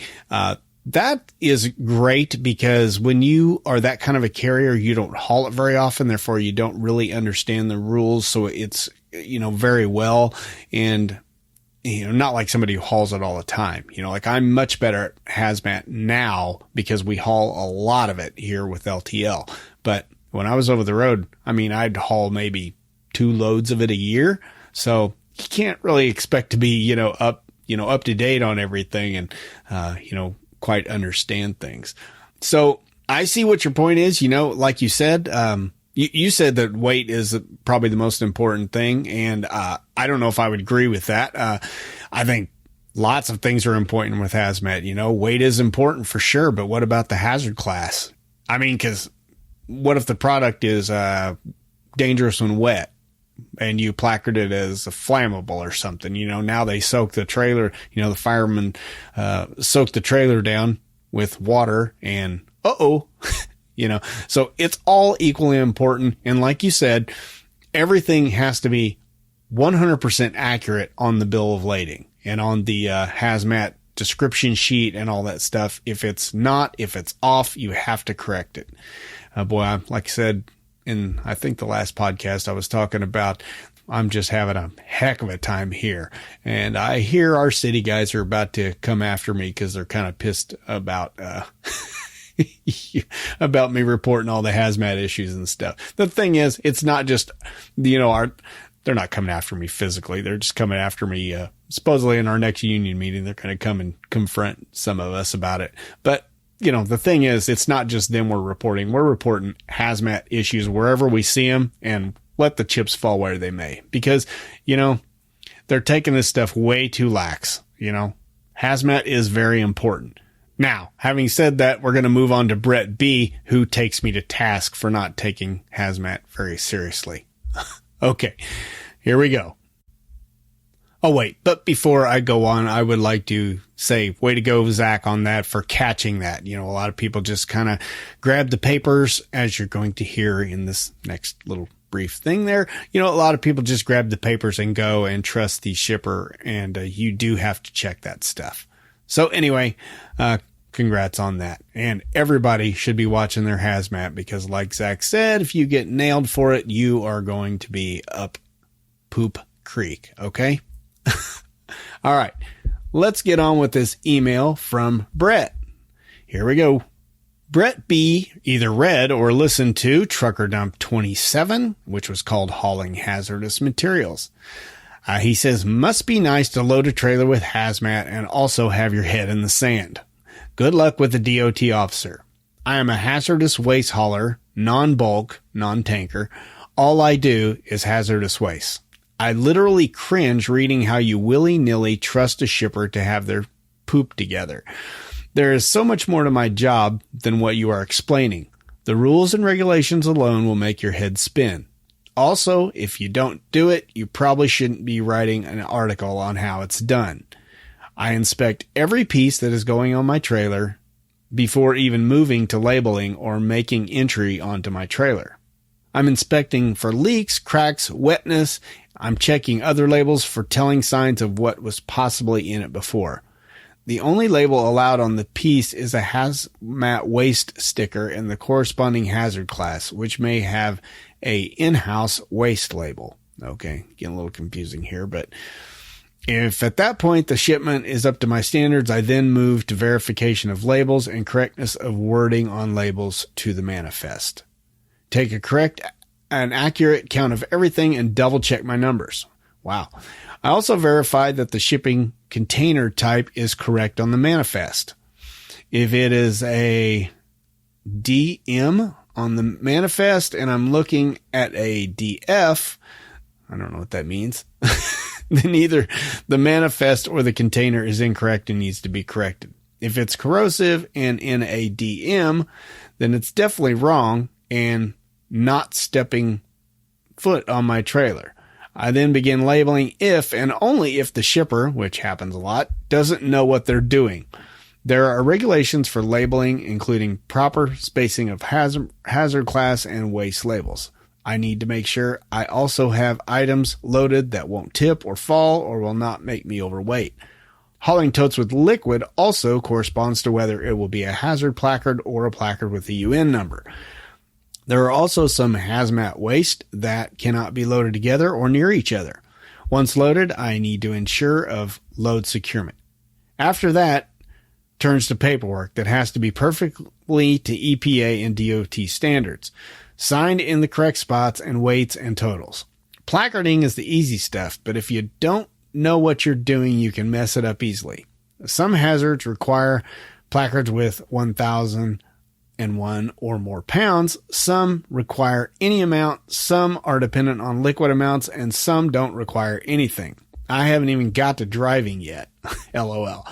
Now that you have a bomb strapped to your butt, you have to deal with the stupids on the road, DOT and scales. Chemical haulers don't get an easy pass. They have to enter a scale if it's open. Good luck out there. Keep the shiny side up and don't become a statistic. All right. And as I wrote back to Brett, I just explained to him that really the whole purpose of that article was just to explain to people new to the industry that hazmat, while important, and I did stress in the article and in the podcast that it was important, but I just said don't let it scare you off, because there would be people that would be like, I'm not hauling anything dangerous. I'm not risking my life. Well, as we all know, most loads that go hazardous, or hazardous materials and getting hauled, they never have an issue. I mean, everything's hauled correctly. It gets where it's going. No spills or crashes or anything like that. It's a risk for sure. Everybody knows that, but it's not enough to keep you out of trucking. And that was my point. So yes, there were parts of that article that I did take a little lackadaisical kind of attitude towards it. Like, at one point I said, the shipper knows better than me. Well, let's be honest, they probably do. Yeah. As you know, they're probably wrong sometimes. Yes. But back then I knew less about hazmat, way less than I do now. So I wouldn't have known the first dang thing about it, which is why it's so good that guys like me and Zach had a company that always had like a little safety briefing. Now, Brett, I understand your situation. This is what I was talking about. And I did mention this in the article, that the average person hauling general freight doesn't have to worry about hazmat that much, because you can sort it out through your hazmat book, your guidebook, to explain to you what to do if something goes wrong or whatever. But we just don't deal with it very often. But guys like you haul a lot of it. You got to know your stuff.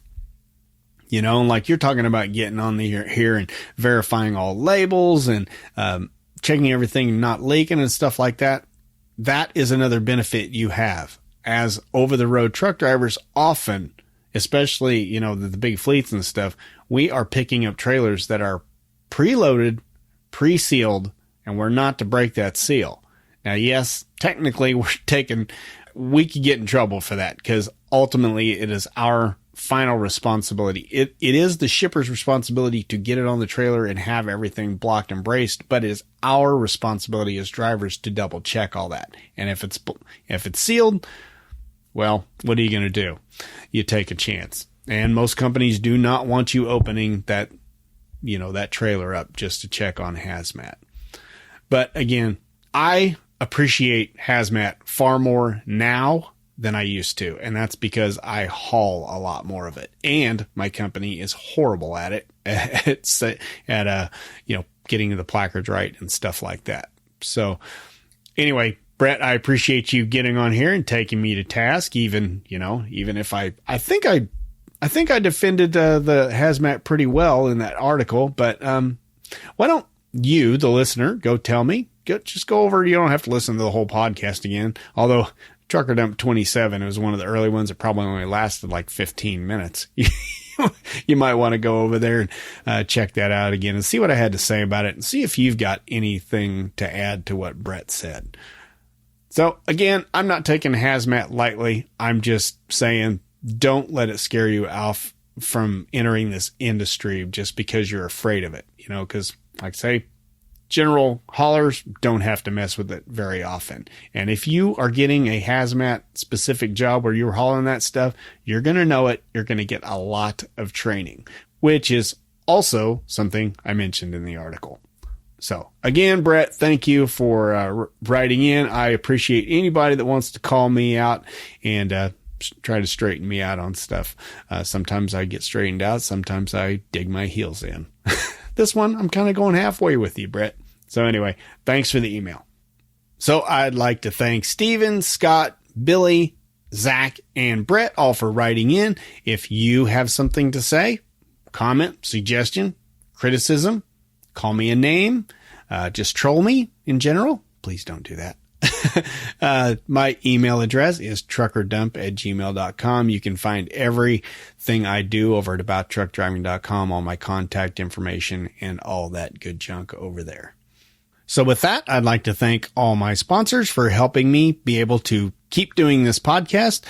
That's Porter Freight Funding, Volvo Trucks, and Pilot Flying J. Y'all are the shiznits.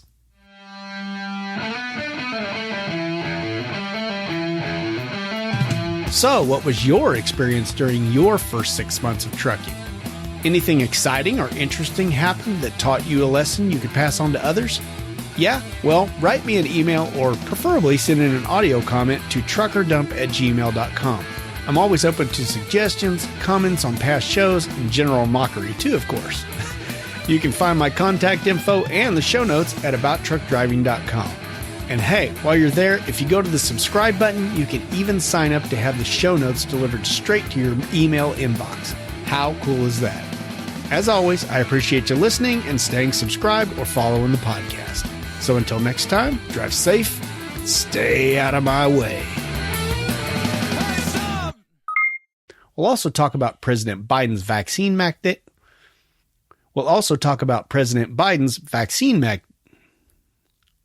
Magnate. What's a magnate? So thanks to Pilot Flying J for sponsoring this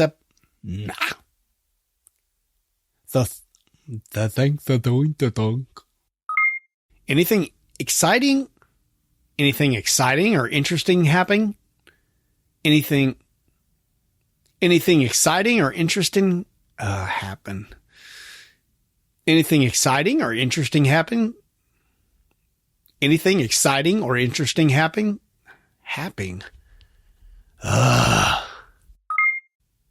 Hey, trucker dumpers. How's it going out there? Hey, I got to reward you. What's a reward you?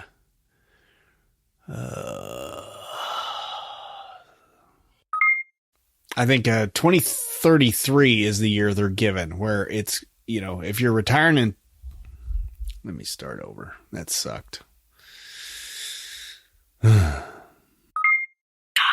know what he's doing.